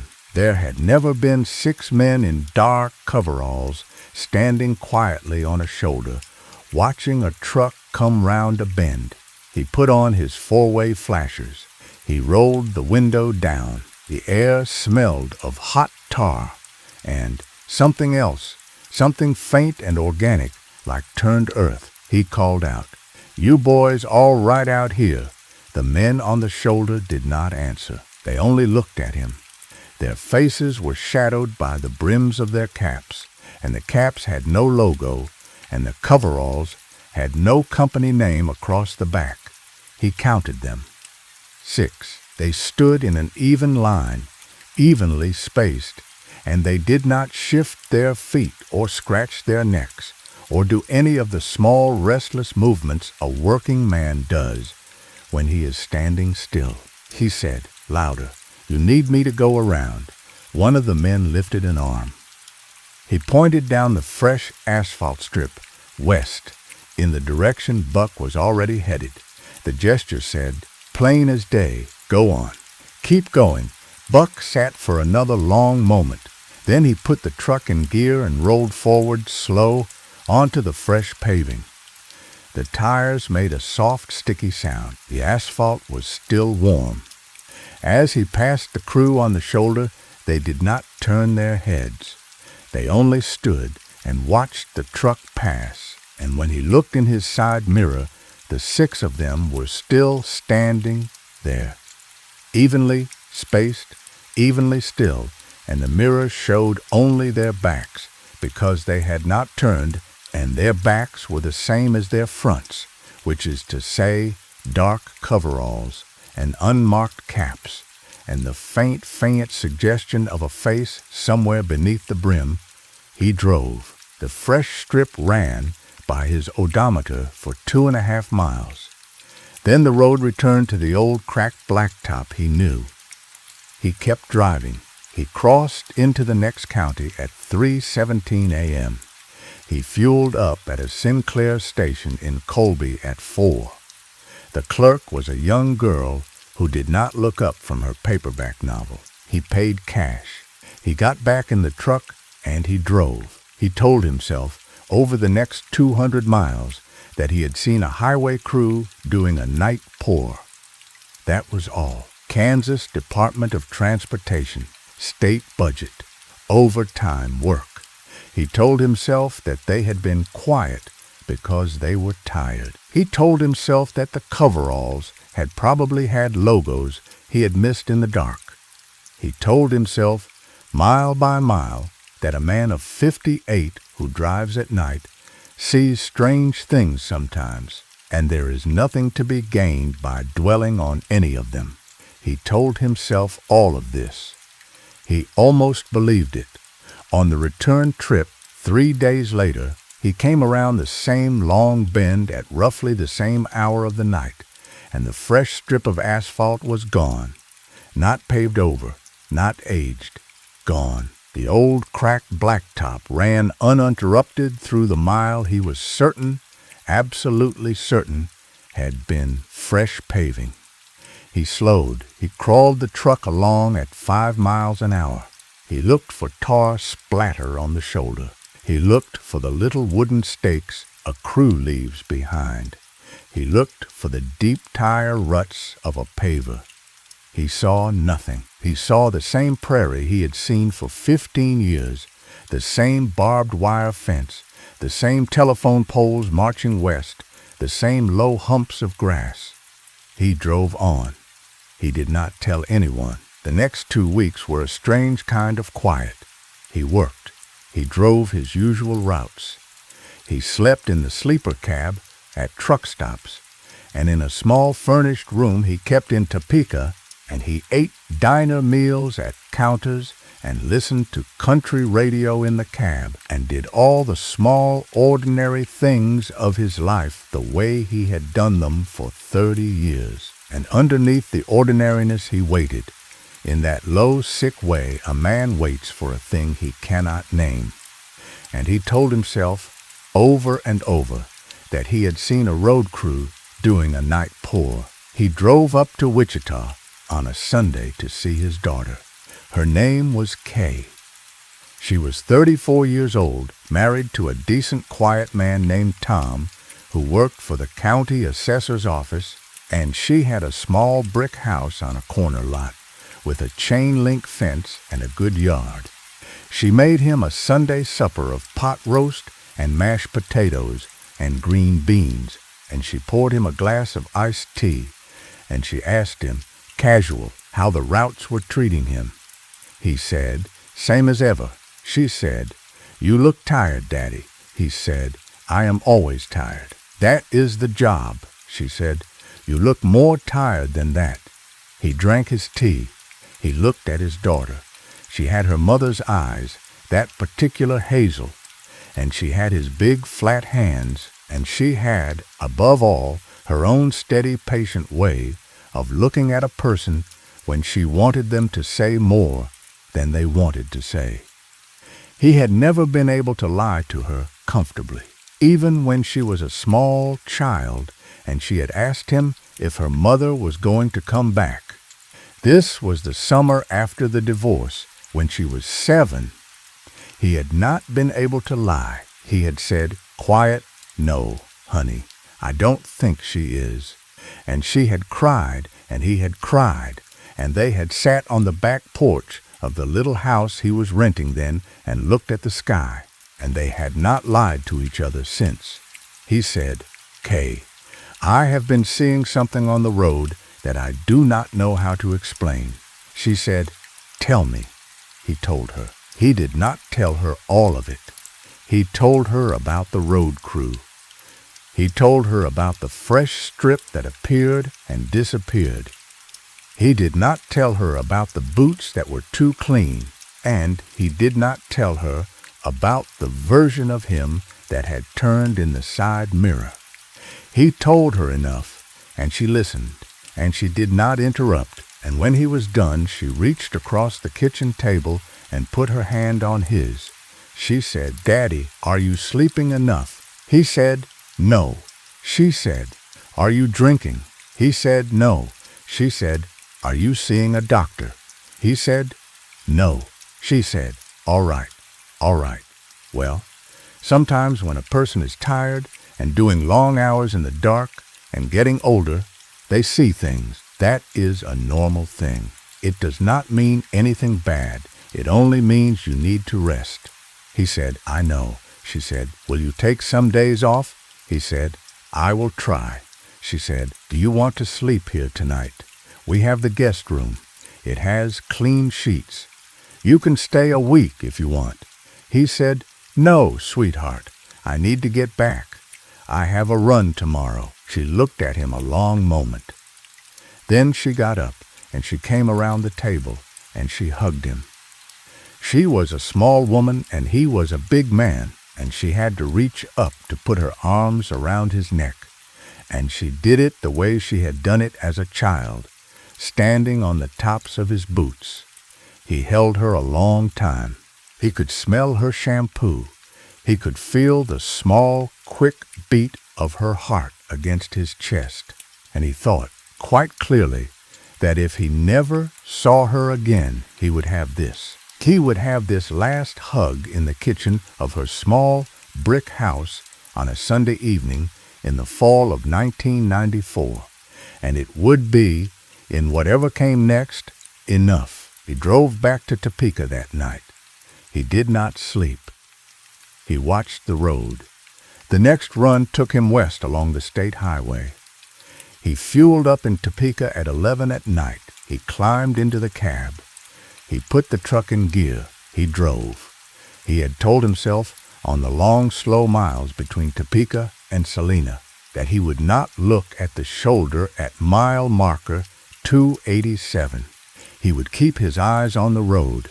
He would sing along with the radio. He would think about Kay. He would think about the granddaughter he did not yet have, but suspected was coming. From a small comment Kay had made over supper and had not quite finished. He would think about anything but the fresh strip of asphalt. But when he came around the long, slow bend at 1:40 in the morning, he looked. There was no fresh strip. The old cracked blacktop ran clear and empty in the wash of his headlights. There was no crew on the shoulder. There was no steaming asphalt.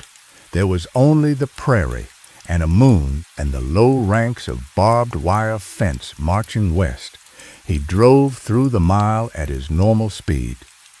His hands on the wheel were shaking very slightly, and he could not tell whether from relief or from something else. The next 2 runs, same thing, empty road, no crew, no fresh strip. He began cautiously to hope on the 4th run at 2:20 in the morning. He came around the bend, and the strip was there again. Steaming, fresh, and the 6 men were there again, evenly spaced on the shoulder, silent, watching. Only this time there were 7. He counted them twice. He was sure. 6 had become 7. They stood evenly spaced along the shoulder, and the new one was second from the left. And he was, so far as Buck could tell in the pass of the headlights, no different from the other 6. Dark coveralls, unmarked cap, smooth incomplete face under the brim. Buck did not stop. He rolled past them at a crawl, watching. None of them turned. None of them lifted an arm. They only stood 7 now and let him pass, and in the side mirror he saw them recede, evenly still, evenly quiet. He drove the rest of the run in a kind of numb, steady terror. He thought about what the 7th man meant. He thought that maybe the crew grew, that maybe another driver, some other man on some other stretch of road, had also come around a bend and been shown a fresh strip that did not exist, and had also, for reasons he could not name, kept driving through it, and had also seen his own face in the shoulder line one night, and had made his handoff, and had joined. He thought then that there might be a lot of these crews, on a lot of roads, standing on a lot of shoulders, growing one man at a time over the years and the decades. He thought that maybe every American highway had one somewhere. If you knew where the long, slow bend was, he drove, he tried, after that, to break the pattern in every way he could think of. He tried driving through the mile in daylight. Nothing there. He tried driving through it at exactly the same hour every night. Sometimes it was there. Sometimes it was not. He tried driving through it in bad weather, in good, in summer, in winter. He tried driving it with the radio on, with the radio off. He tried driving it with a can of beer on the dashboard, though he was not a drinker, only to see if his state mattered. It did not. The strip appeared when the strip appeared. There was no pattern he could find. He tried, once, calling the State Highway Department. He drove to a payphone in Salina and put in a call, using his real name, and asked, casual, whether they had done any night paving on the state highway west of Salina in the last year. The clerk on the other end took his name. She checked. She was gone a long time. She came back, she said, "Sir, we have no record of any paving on that stretch since 1982. He said, "Are you sure?" She said, "Yes, sir. The road has not been touched. It is on our list for resurfacing in 96, but that has not been funded yet." He said, "All right. Thank you." He hung up the phone. He stood in the payphone booth a long moment. He watched a woman across the street loading groceries into a station wagon. She was a plain woman in her 40s, with a baby on her hip, and she was laughing at something the baby had done, and the baby was laughing back. And it was, he thought, the most beautiful, ordinary thing he had ever seen. He drove home. He slept for 6 hours. He ate a plate of eggs. He got back in the truck. The winter came on. The prairie went hard and brown and then white. And the state highway kept its long, slow bend at mile marker 287, and Buck kept driving it, and sometimes the fresh strip was there, and sometimes it was not. He counted the crew each time he passed. 7 in November, 7 in early December, 8 one bad night in January, when a low ground fog lay across the shoulder, and he had to count the shapes by their caps against the paler dark of the sky. 8 in February, 9 by the middle of March. Each time he looked hard for a face he could name. He was not sure why.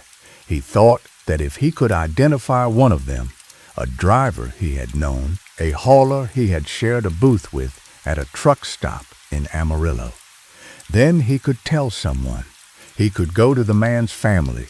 He could say, "Quiet. Your husband, your father, your brother is on a shoulder, at mile marker 287, and he is not coming home, and I am sorry. He thought it would be a kind of service he could do if he could only identify one of them. But their faces were always smooth in the way a face is smooth in a photograph, slightly wiped by a wet thumb. He never could quite fix a name to any of them, except, of course, for the middle one. The middle one he could always name. The middle one was him, and he understood, driving through the Strip on a cold, clear night in early April, that there was no service to do for the middle one, because the middle one's family was Kay in Wichita, and Tom, and the little granddaughter Kay had, after all, been carrying that Sunday supper in the fall, a small girl now 9 months old named after Buck's mother. He thought about calling Kay. He thought about it every run. He did not.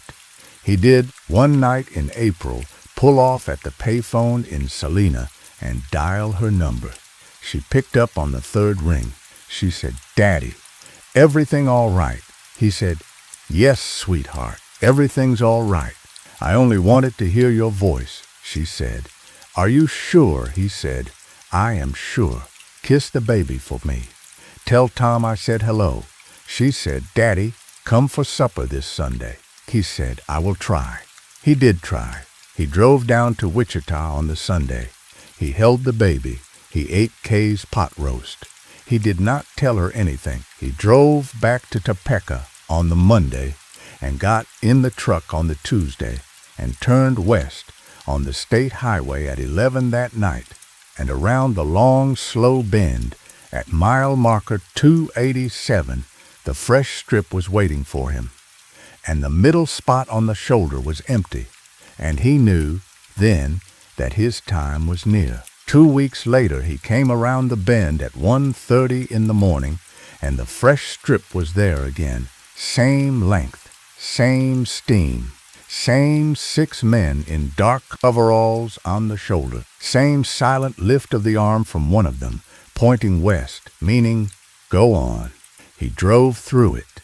He looked hard, this time, at the men as he passed. Their faces, under the brims, were smooth, not featureless. He could see the suggestion of eyes, of a mouth, but smooth in the way a face is smooth when you look at it in a photograph that has been slightly wiped by a wet thumb. Nothing you could name, nothing you could point at, only a sense that the details were not quite committed. He drove, he fueled up at the Sinclair in Colby. The girl behind the counter did not look up. She was reading the same paperback novel. He noticed, this time, the title. It was a mystery.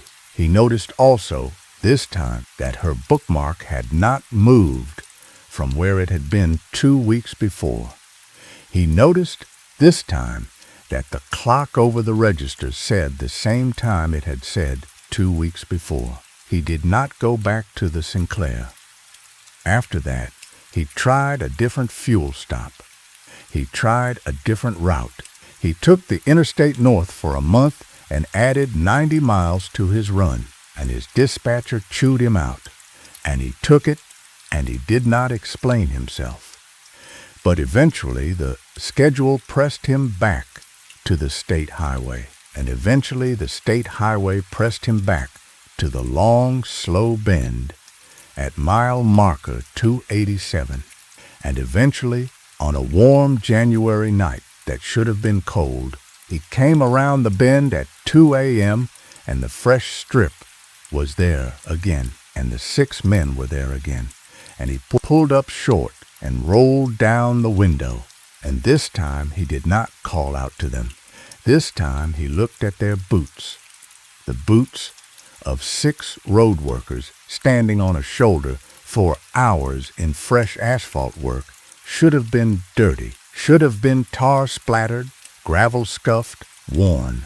The 6 pairs of boots he saw that night were clean. They were black and clean and identical. They were, he realized with a slow, cold shift somewhere behind his breastbone, brand new. as if they had been taken out of a box and set down under 6 pairs of feet 10 minutes before. He looked at their hands, 6 pairs of hands hanging at 6 pairs of sides, clean, no tar, no calluses that he could see, though the light was not good. He put the truck in gear and drove through slow. He watched them in his side mirror as he went, and this time, one of them turned, slowly, as the truck passed. And when the mirror caught the front of that man's face in the red glow of the trailer's taillights, Buck saw a face he had known his entire adult life. It was his own. He drove for 200 miles before he pulled over. He pulled off at a rest stop in eastern Colorado, past midnight, no other trucks in the lot, and he sat behind the wheel and he cried, quiet, without moving, for perhaps 20 minutes. He was not a man who cried often. He had cried when his mother died in 73, and he had cried when his marriage ended in 82, and he had cried, quietly, once, on the day his daughter had gotten married, from a mixture of joy and loss that he had not entirely understood.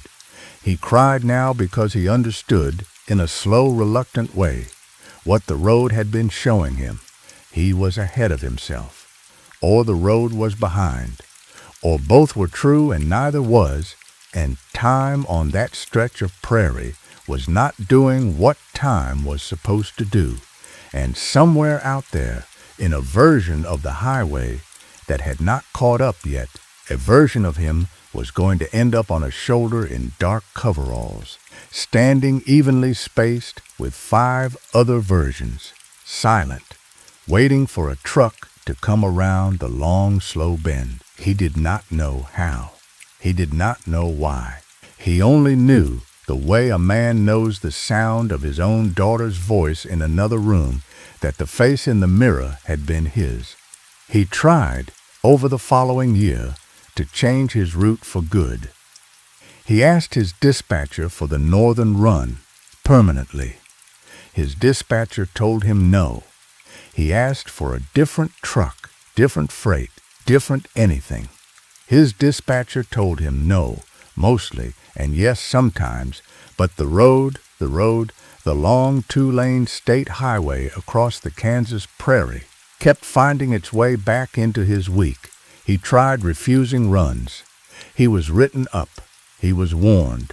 He was given, in April of 95, a final warning, and he took it, and he kept driving. He tried, one time, to stop at the fresh strip and speak to the men.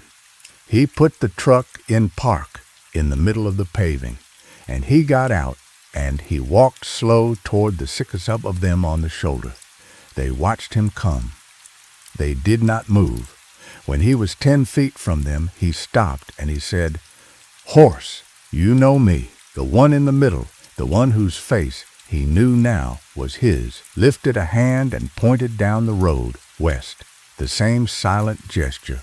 "Go on." Buck said, "I am not going on, not tonight. Tonight, I am going to stand here, and I am going to wait until the sun comes up, and I am going to see what you look like in daylight." The one in the middle lowered his arm.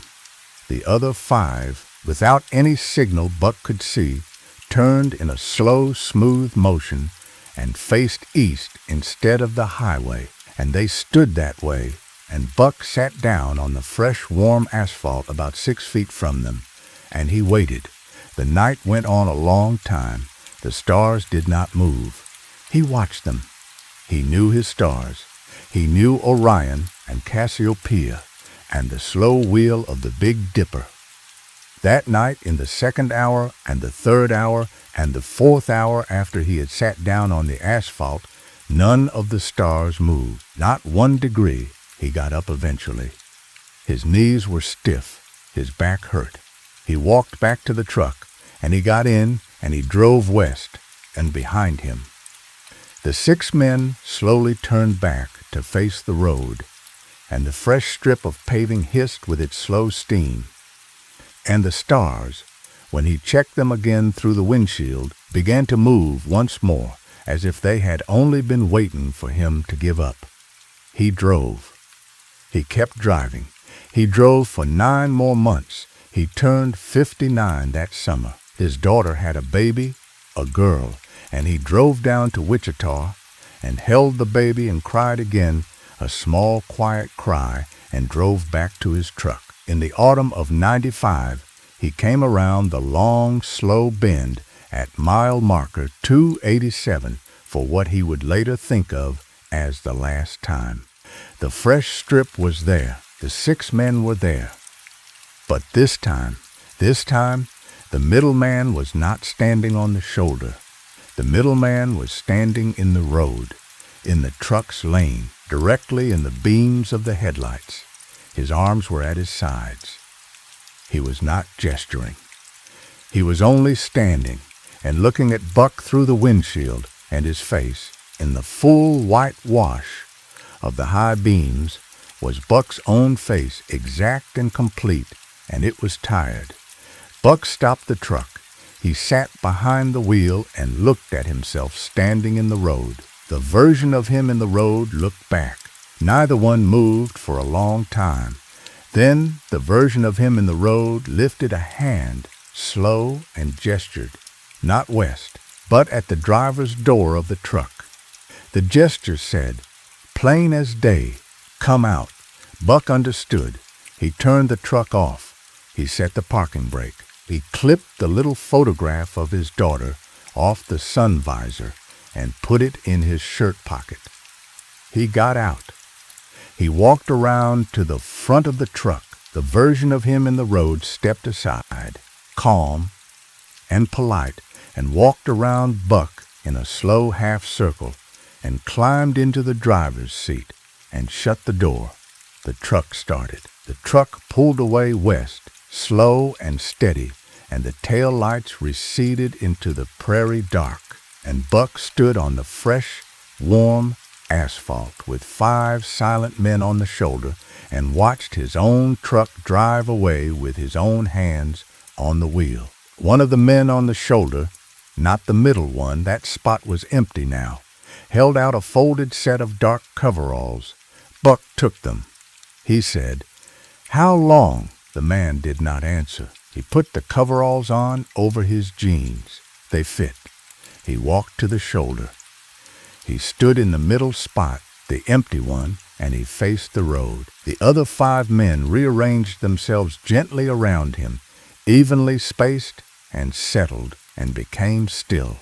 Buck stood in the line. He watched the road. A long time passed. He could not have said how long. The stars did not move.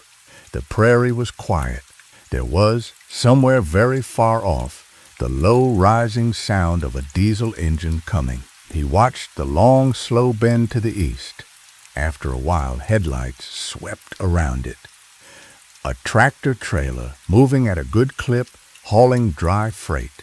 The driver stood on the brake. The trailer settled with a slow, deep hiss. The truck came to a stop maybe 40 yards short of the crew, and the driver sat behind the wheel with his hands on it, and the crew stood on the shoulder, and no one moved for what felt like a long time. The driver, from where Buck was standing, was a big man with a broad, flat face and small, careful eyes. He was 58 years old. He wore a plain gray work shirt. There was a small photograph clipped to his sun visor. The driver rolled his window down. He called out, "Horse, you boys all right out here." Buck, standing in the line, felt his own arm rise slow. He watched it from a great distance as it lifted and pointed west down the fresh strip of steaming asphalt, and the gesture said, "Plain as day, go on. Keep going." He wanted to call out. He wanted to say, "Turn around. Take the interstate. Don't come back to this road. Don't ever come back." His mouth did not open. The other 5 men beside him were still and evenly spaced, and their coveralls were dark, and their caps were unmarked, and their faces, under the brims, were smooth in the way a face is smooth when the details have not quite committed. The truck slowly rolled forward onto the fresh paving. The tires made a soft, sticky sound. As it passed the crew on the shoulder, the driver did not turn his head.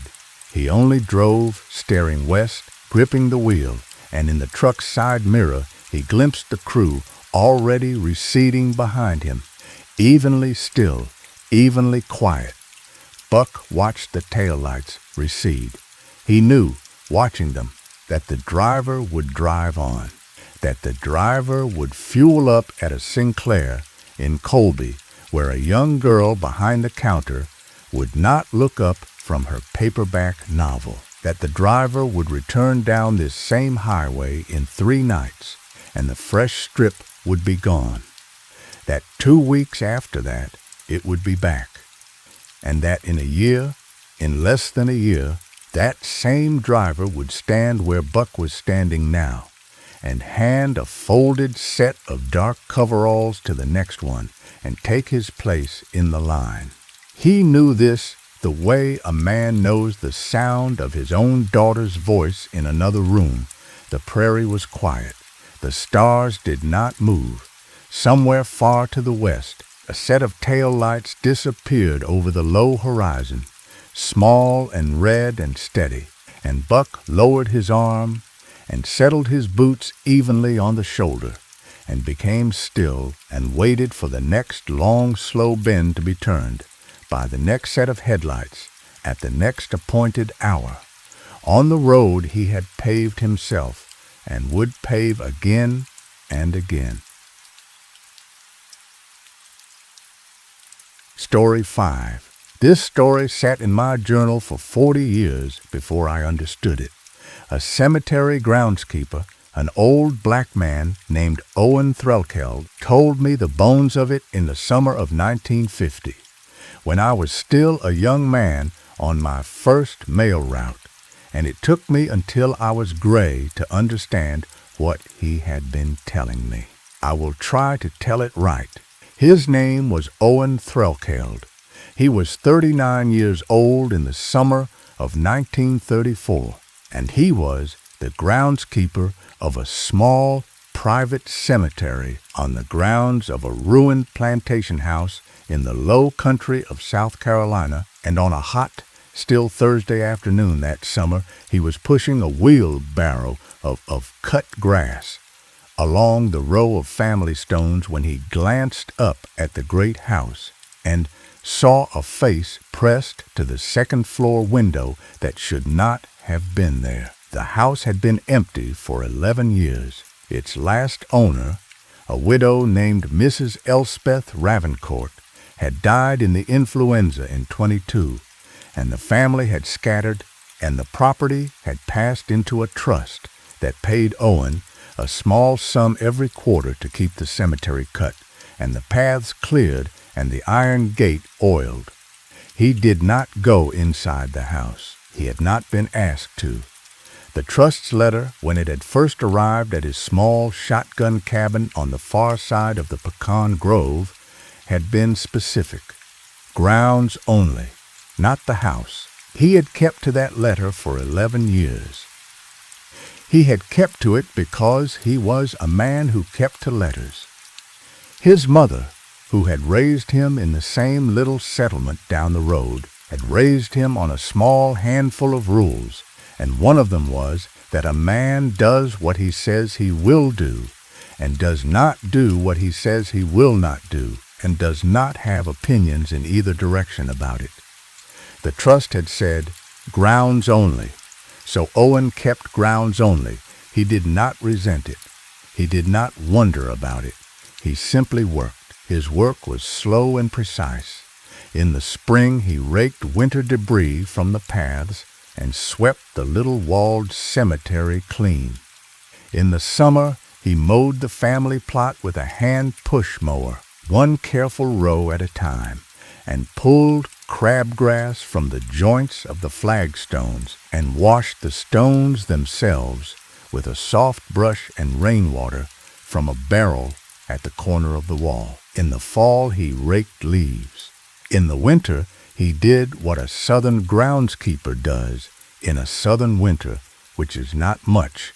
He checked the gate hinges for rust, he swept the paths, and he sat on the low bench by the wall and drank hot coffee out of a tin thermos and watched the light change over the pecan grove. The plantation itself did not employ him. He had never met a Ravencourt in his life. The letter that had arrived at his shotgun cabin in the summer of 1923 had been written on stiff cream stationery in a neat lawyer's hand, and it had been signed by a Mr. J. B. Purdy of Charleston, and it had come with a small ledger book and a bank draft and a set of keys. The keys were for the cemetery gate and the outbuildings. There was no key for the main house. He had understood the omission at the time as an ordinary practical matter. The house was locked. The padlocked front door had made that plain, and the trust did not require him to enter, and therefore there was no key. It had not, in 23, occurred to him that a house might be locked as much to keep something in as to keep somebody out. The little settlement down the road where he had grown up was a village of perhaps 40 souls, mostly older, mostly black, mostly the descendants of the people who had once been enslaved on the plantation itself. The village had a general store and a small clapboard church and a one-room school that met 3 days a week for the youngest children.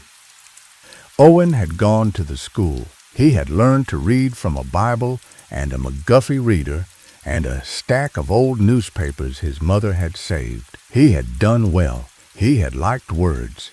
He had, for a while, considered going up north to try for more schooling, but his mother had fallen ill in 21, and he had stayed to look after her. And by the time she was gone, he was married to Delphine.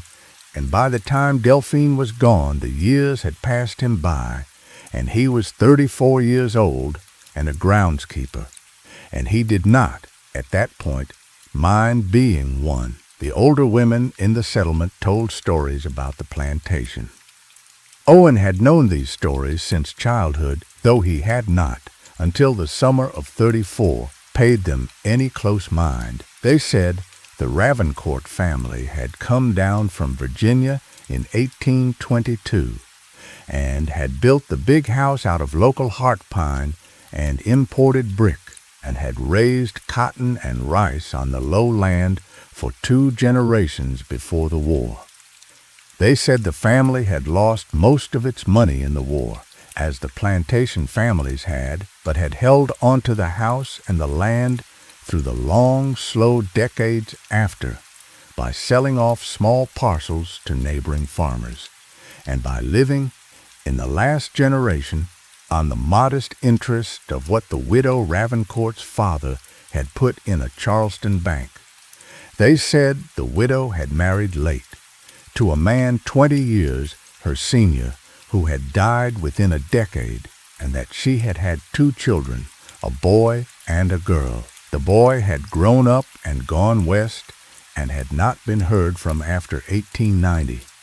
The girl had stayed home and had grown into a strange, quiet woman in her 30s, and had gone missing in the summer of 1893, and had never been found. The older women disagreed about what had happened to her. Some said she had run off with the suitor who had come courting that summer. Some said the suitor had killed her and buried her in the pecan grove. Some said, quieter, that the widow herself had killed her in a fit of grief or rage, and had walled her into a wall of the house, and that the wall of the house was why the house had never sold, and why the trust kept it locked. Owen had heard all of these stories, and had believed none of them, and had not, in 11 years of groundskeeping, ever felt any need to sort them out. Then he saw the face at the window, that first evening, back at his cabin, sitting on his porch smoking his pipe. He thought hard about the stories. He tried to lay them out in his mind, the way a man lays out cards in a game of solitaire, and see which of them, if any, would fit the shape of a pale, slender woman pressing her palms and her face to a second-floor pane in a house that had stood empty 11 years. He could not make any of them fit exactly, but he could see that all of them had, at their center, the same missing daughter. And he could see that the missing daughter, if she had never left the house, would have to be somewhere in it, and that a somewhere in it that overlooked the cemetery and the long oak avenue was, geographically, a second-floor bedroom on the north side. He did not go up to the house that night. He was not ready. He needed to think. He sat with his pipe, and he watched the light drain from the sky over the pecan grove, and he thought about Delphine. He had not thought about her in any focused way in some time. He had thought about her, in fact, so many times over the years that the thinking had worn itself smooth, like a coin in a pocket, and had become something he did not so much think as carry. But that night, for some reason, he took the coin out and looked at it. He remembered her hands. He remembered her laugh. He remembered the day she had told him she was pregnant, standing at their little wood stove with a spoon in her hand, and the way she had grinned at him, sideways, before she said the words. He remembered the long bad night at the end, and the small silent shape of the baby, and the sound Delphine had made when she understood, and then the long, slow morning after, when she had also, quietly, gone. He remembered, too, that he had sat with her body for 6 hours before the women from the settlement came to prepare her. He had sat in a wooden chair beside the bed, holding her hand, saying her name aloud from time to time. He had told her, at one point quite plainly, that she could go now, that it was all right, that he would be all right, that she did not need to stay for him. He had not known, at the time, whether that was a thing that mattered, but he had said it. Because his mother had once told him, when he was a boy, that the dead sometimes did not know they were dead, and that a kind person would speak to them plain, and let them know the year, and let them know they were free to go. He thought about that now on his porch, in the summer of 1934, with a small yellow moon coming up over the pecan grove. He thought, quiet, well, all right, there is a woman in a window who does not know the year, and there is nobody left in that house to tell her. And if my mother was right, and my mother was often right, then somebody has to. He knocked out his pipe. He went inside.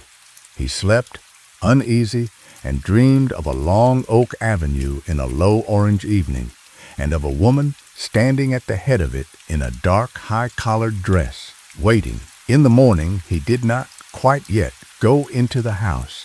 He did his usual work. He mowed the eastern row. He raked the paths. He checked the iron gate. He looked up once at the north window, and the face was there, palms flat, mouth slightly open, and he lifted his hat again, and again she did not react. He did the same thing on the Saturday and the Sunday. He understood, working himself up to it. On the Monday morning he came out of his cabin, and he checked the coffee pot on the stove, and he ate a piece of cornbread, and he put on his straw hat, and he walked down the shell road to the plantation grounds. But this time, before he crossed the oak avenue to the cemetery, he stopped and he looked at the great house, and he said, quiet, so quiet only he could hear it, "All right, ma'am, I am coming today. You wait for me. I am coming today, and I will sit with you a while." He said this out of pure Southern politeness, the way a man announces himself at a door. He did not quite expect it to make a difference, but when he glanced up at the second-floor window, the pale face there tilted very slightly in acknowledgment, and her mouth, which had hung open in the same small oval every day since he first saw her, closed, and she nodded. Once, and then she was still again. He stood a long moment. He took a breath. He went to work. He would finish his morning row first. A man does his work first. Then he did what he had to do. He worked the eastern row of stones at his usual careful pace. He did not rush. He had never rushed a row in 11 years, and he was not going to rush one today, because he had made an appointment with a dead woman at a window. He mowed. He pulled crabgrass from the flagstone joints. He swept clippings into his wheelbarrow. He wiped the pale marble surface of the widow Ravencourt's own stone with a soft brush, and the dates on it, 1849 to 1922, came up bright under his hand, and he thought, "Quiet. You will forgive me, ma'am. I know I was told grounds only. But your daughter is still at the window, and I do not think you can have wanted that in the end. I do not think any mother could have wanted that." He worked until the sun was high and hot over the pecan grove. He ate his lunch, cornbread, buttermilk, under the biggest live oak. He looked up at the second-floor window. She was there. She had waited. Her mouth was closed now, and it stayed closed, and he understood that this was her way of telling him that she was ready. He rose from under the tree. He brushed the crumbs from his lap. He picked up his straw hat, and he walked, slow and steady, up the long oak avenue toward the porch, and this time the walk did not feel as strange to him as it had the first time. His feet knew where he was going. His hands knew what to do.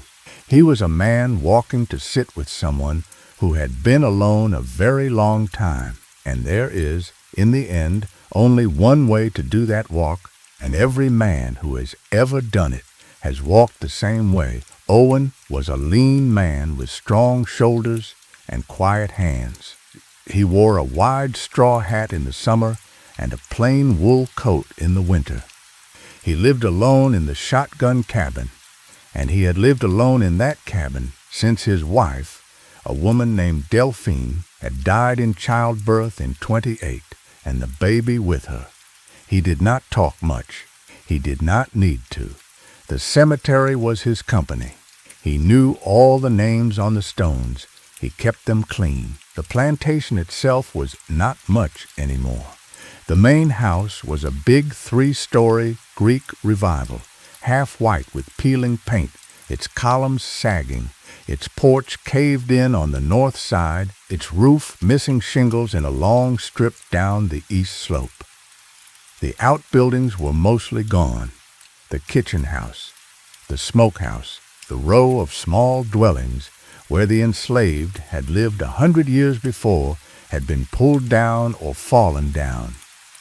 What remained was the big house, half standing, and the little walled cemetery 100 yards to its east, and a long avenue of live oaks hung with Spanish moss between them.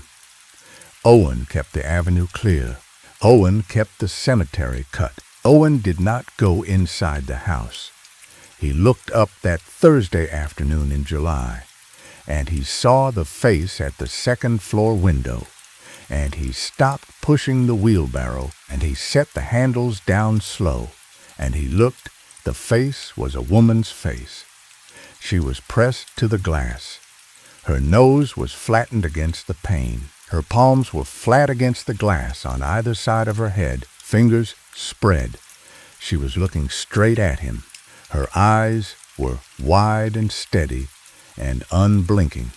Her mouth was slightly open, as if she had just spoken a word. He had never seen her before. She was, from his distance, perhaps 40 years old. Her hair was pinned up. Her dress, so far as he could make out through the wavy old glass, was a dark, high-collared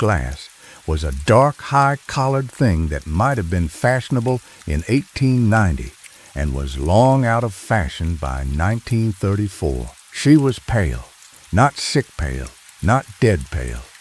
Only, he thought, the pale of a woman who had not been in the sun for a very long time. He stood a long moment. She did not move. He raised his hand, slow, and lifted his straw hat.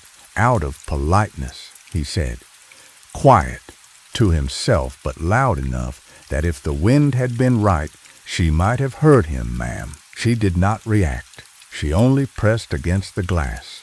He put his hat back on. He picked up the wheelbarrow. He kept working. He finished the row of family stones, and he emptied the wheelbarrow at the compost heap beyond the cemetery wall. And he did his last check of the iron gate, and he walked down the long oak avenue to the road and back to his cabin. And the whole time he did not look at the second-floor window again, though he could feel quite plainly that the face was still there.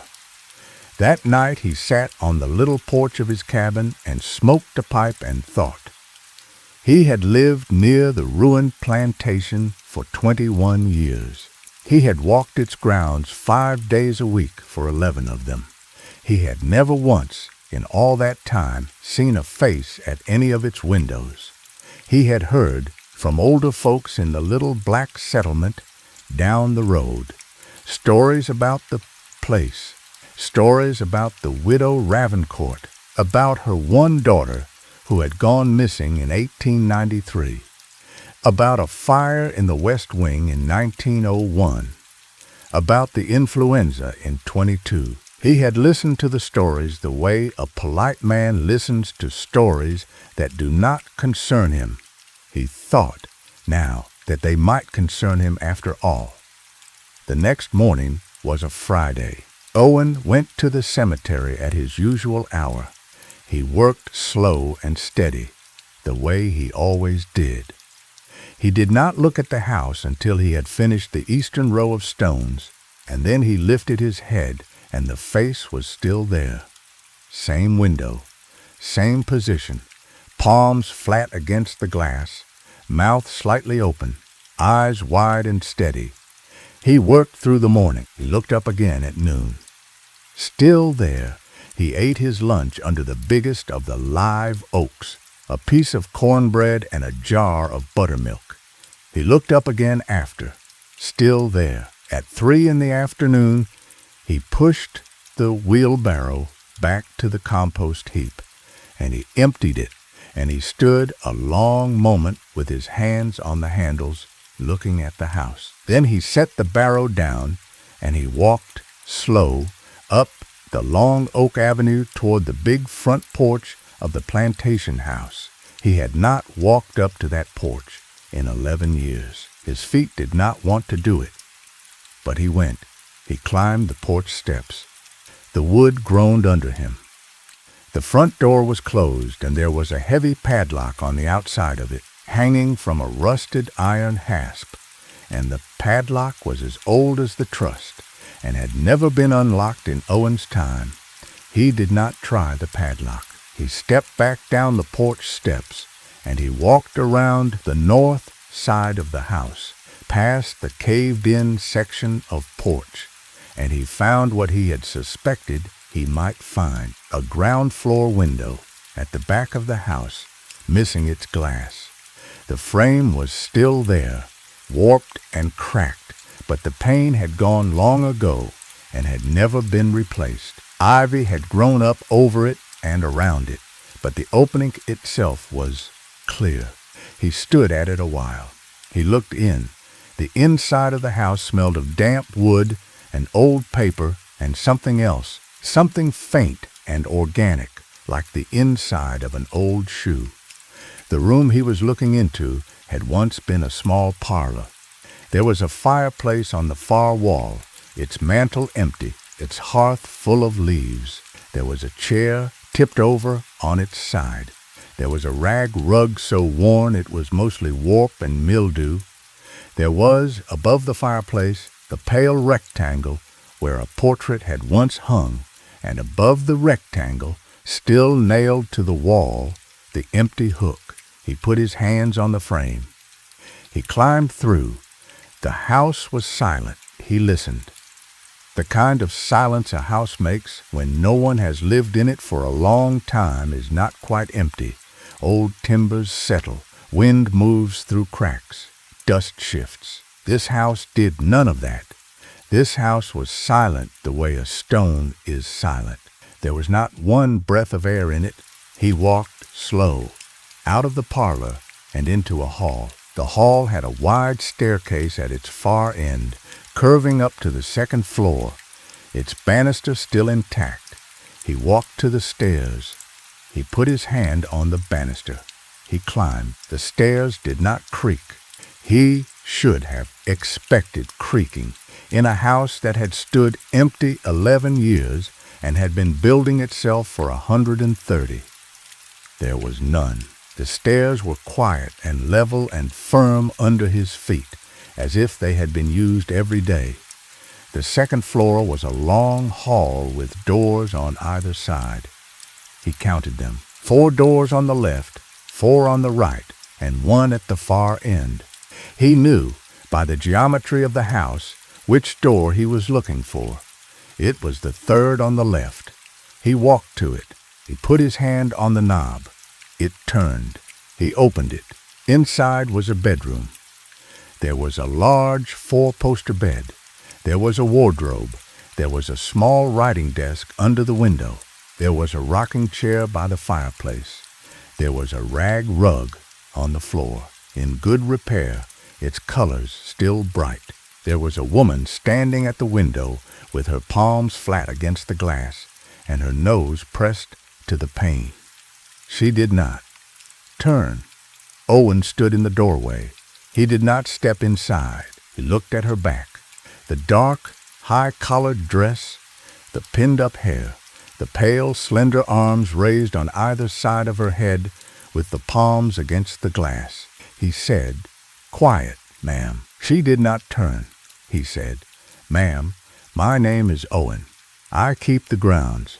I saw you at the window yesterday, and today." She did not turn. He said, softer, "You do not have to be at the window. Ma'am, it is all right. You can come away from it." She did not turn, but her hands, very slowly, unpressed themselves from the glass, only slightly, only the pressure. The palms stayed flat, the fingers stayed spread, but the weight came off the pane. He could see, from behind, the small shift of her shoulders. He said, "That is good." He said, "Ma'am, can you tell me your name?" She spoke. He almost did not hear her. She spoke so quiet, and her voice came muffled by the direction she was facing, out through the glass, out toward the cemetery and the live oaks and the world. She said, "I do not know how long I have been here." He said gently, "You have been here a long time, I think." She said, "I keep watching the road. I am waiting for someone. He said he would come back for me. He said he would come back before dark." He said, "Ma'am, may I ask what year you think it is?" She said, without any hesitation, 1893. "It is the 12th of August. He said he would come back before dark, and it is nearly dark now, and I have been at this window all afternoon." Owen was quiet a long moment. He remembered. Then the story the older women in the little settlement had told him about the widow Ravencourt's daughter who had gone missing in 1893. Gone missing was the phrase they had used. Nobody had ever said how. Nobody had ever said where. She had been a young woman, they said, of about 40, unmarried, said to be strange, said to keep to her room. There had been a suitor, briefly.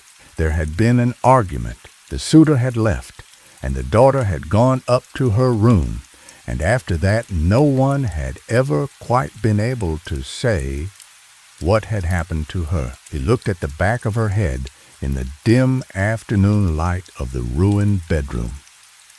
He looked at the palms flat against the glass.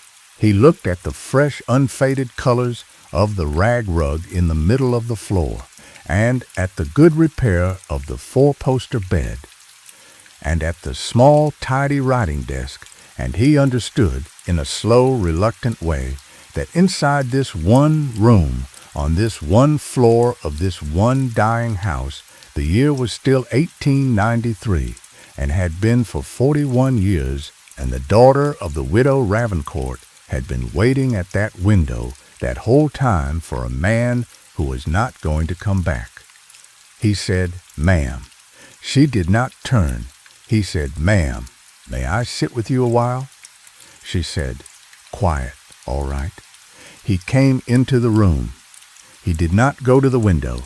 He did not want to look out of that window, from her side of it. He sat instead in the rocking chair by the fireplace, and he took his straw hat off, and he set it on his knee, and he waited.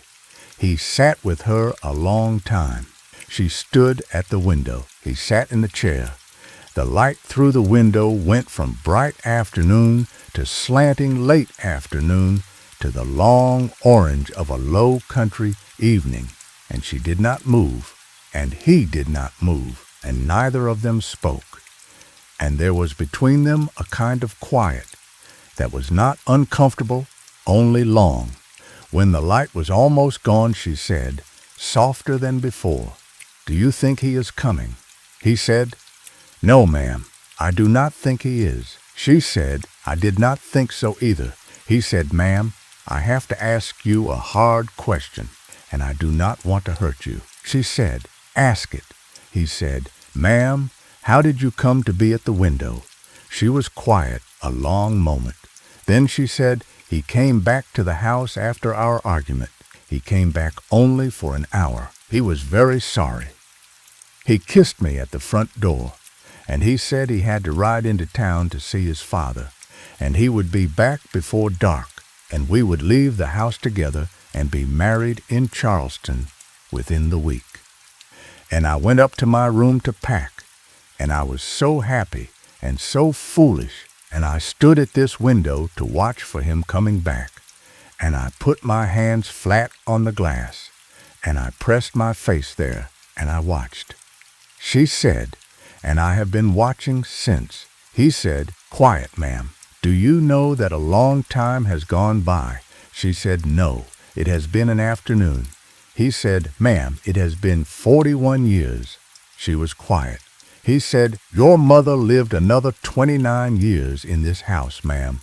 She died in the influenza. The house has stood empty since. I have kept the grounds.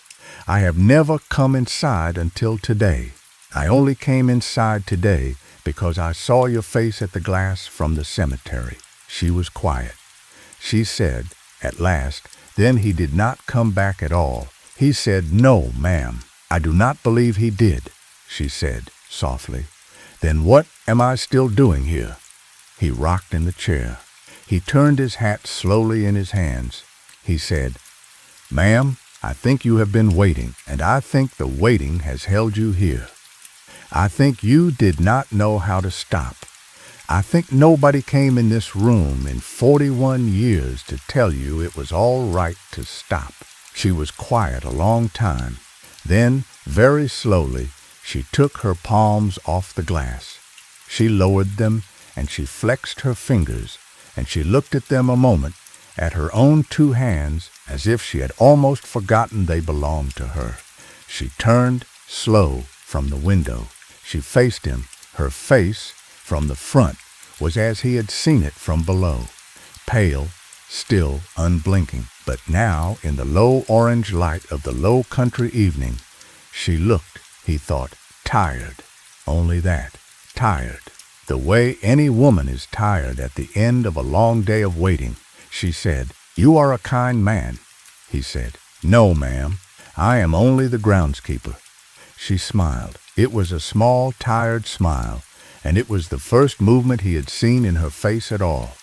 She said, "Would you sit with me until it is dark?"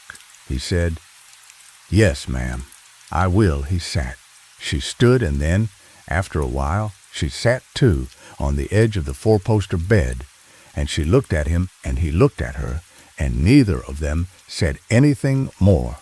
And outside the window, the low country evening drained slowly from orange to blue to black, and when it was full dark, he stood up from the rocking chair, and he set his straw hat on his head, and he said quietly, "Good night, ma'am."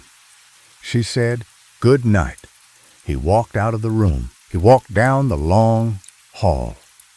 He walked down the wide, curving stairs, and out through the parlor with the missing window, and around the north side of the house, and down the long oak avenue, and back to his cabin.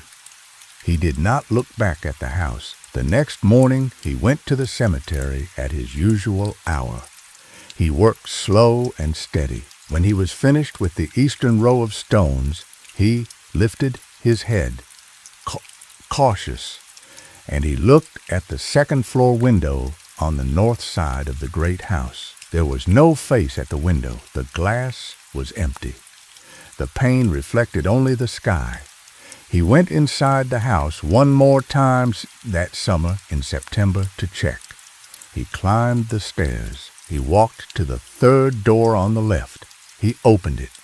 The rocking chair was there, and the writing desk, and the wardrobe, and the four-poster bed. The rag rug on the floor was faded and moth-eaten, its colors mostly gone. The bed was bare. The wardrobe was empty. Dust lay thick on every surface, thick and undisturbed, as if it had been settling for 41 years without interruption, and no one at all had walked in that room in all that time. He stood a long moment in the doorway. He said, "Quiet. Rest well, ma'am." Then he closed the door, and he walked out of the house for the last time, and he did not go back. He kept the cemetery for another 31 years, until his own body would not do the work any more. And when he was 70 years old, he sat with me at the edge of his little porch on a summer evening in 1950, and he told me all of this in that quiet, steady voice of his. And when he was done, he was quiet a long moment. Then he said, "You know, son, I have thought about her many times since, about what held her at that window, about what let her go." I asked him, "Quiet, what do you think it was?" He said, "I think it was somebody sitting with her, somebody willing to sit with her long enough to say the year out loud. That is all. That is all it takes, sometimes, to let the person stop waiting." He said, "And I have wondered all my life how many other houses have somebody at the window, somebody still waiting, somebody who does not know that the afternoon has run out, and the road is empty, and the man they are watching for is not coming, and the year is not the year they think it is." He said, softly, "I hope somebody sits with each of them in time." He said, "I hope somebody sits with me." I did not know then what he meant. I was a young man on my first mail route, and I had a long life ahead of me, and I did not sit long with anyone. I said good night to Owen Threlkeld on his porch, and I walked to my truck, and I drove away. He died the following winter, alone in his shotgun cabin, of a bad cold that turned to pneumonia. They found him 3 days after. He was in his rocking chair by his front window, with his palms resting on the arms of the chair, and his face was turned toward the road, as if he had been waiting. I have thought about that many times since. I have thought, in the long, slow years of my own age, about all the windows in all the empty houses, in all the small towns of this country, and about the pale, patient faces that might be pressed to the inside of some of those windows, waiting for someone to come up an avenue of live oaks in the low orange light of a long summer evening. I have thought more than I care to admit about my own windows, but that story, at least, is not for tonight. Tonight I will only tell you what Owen Threlkeld told me at the end of his life on the porch of his cabin in the summer of 1950. He said somebody has to sit with them. That is all it takes, and I have tried since, in my own small ways, to be that somebody when I can. Because you never know, friend. You never know when you glance up at a second-floor window in a house you thought was empty, whose face might be pressed to the inside of the glass. And you never know how long they have been waiting. And you never know how much of their long waiting could have ended a great deal sooner if someone had only come up the stairs and taken off his hat and sat down in the chair by the cold fireplace and been willing for one long evening to say the year out loud. The fire's down to embers now, friend.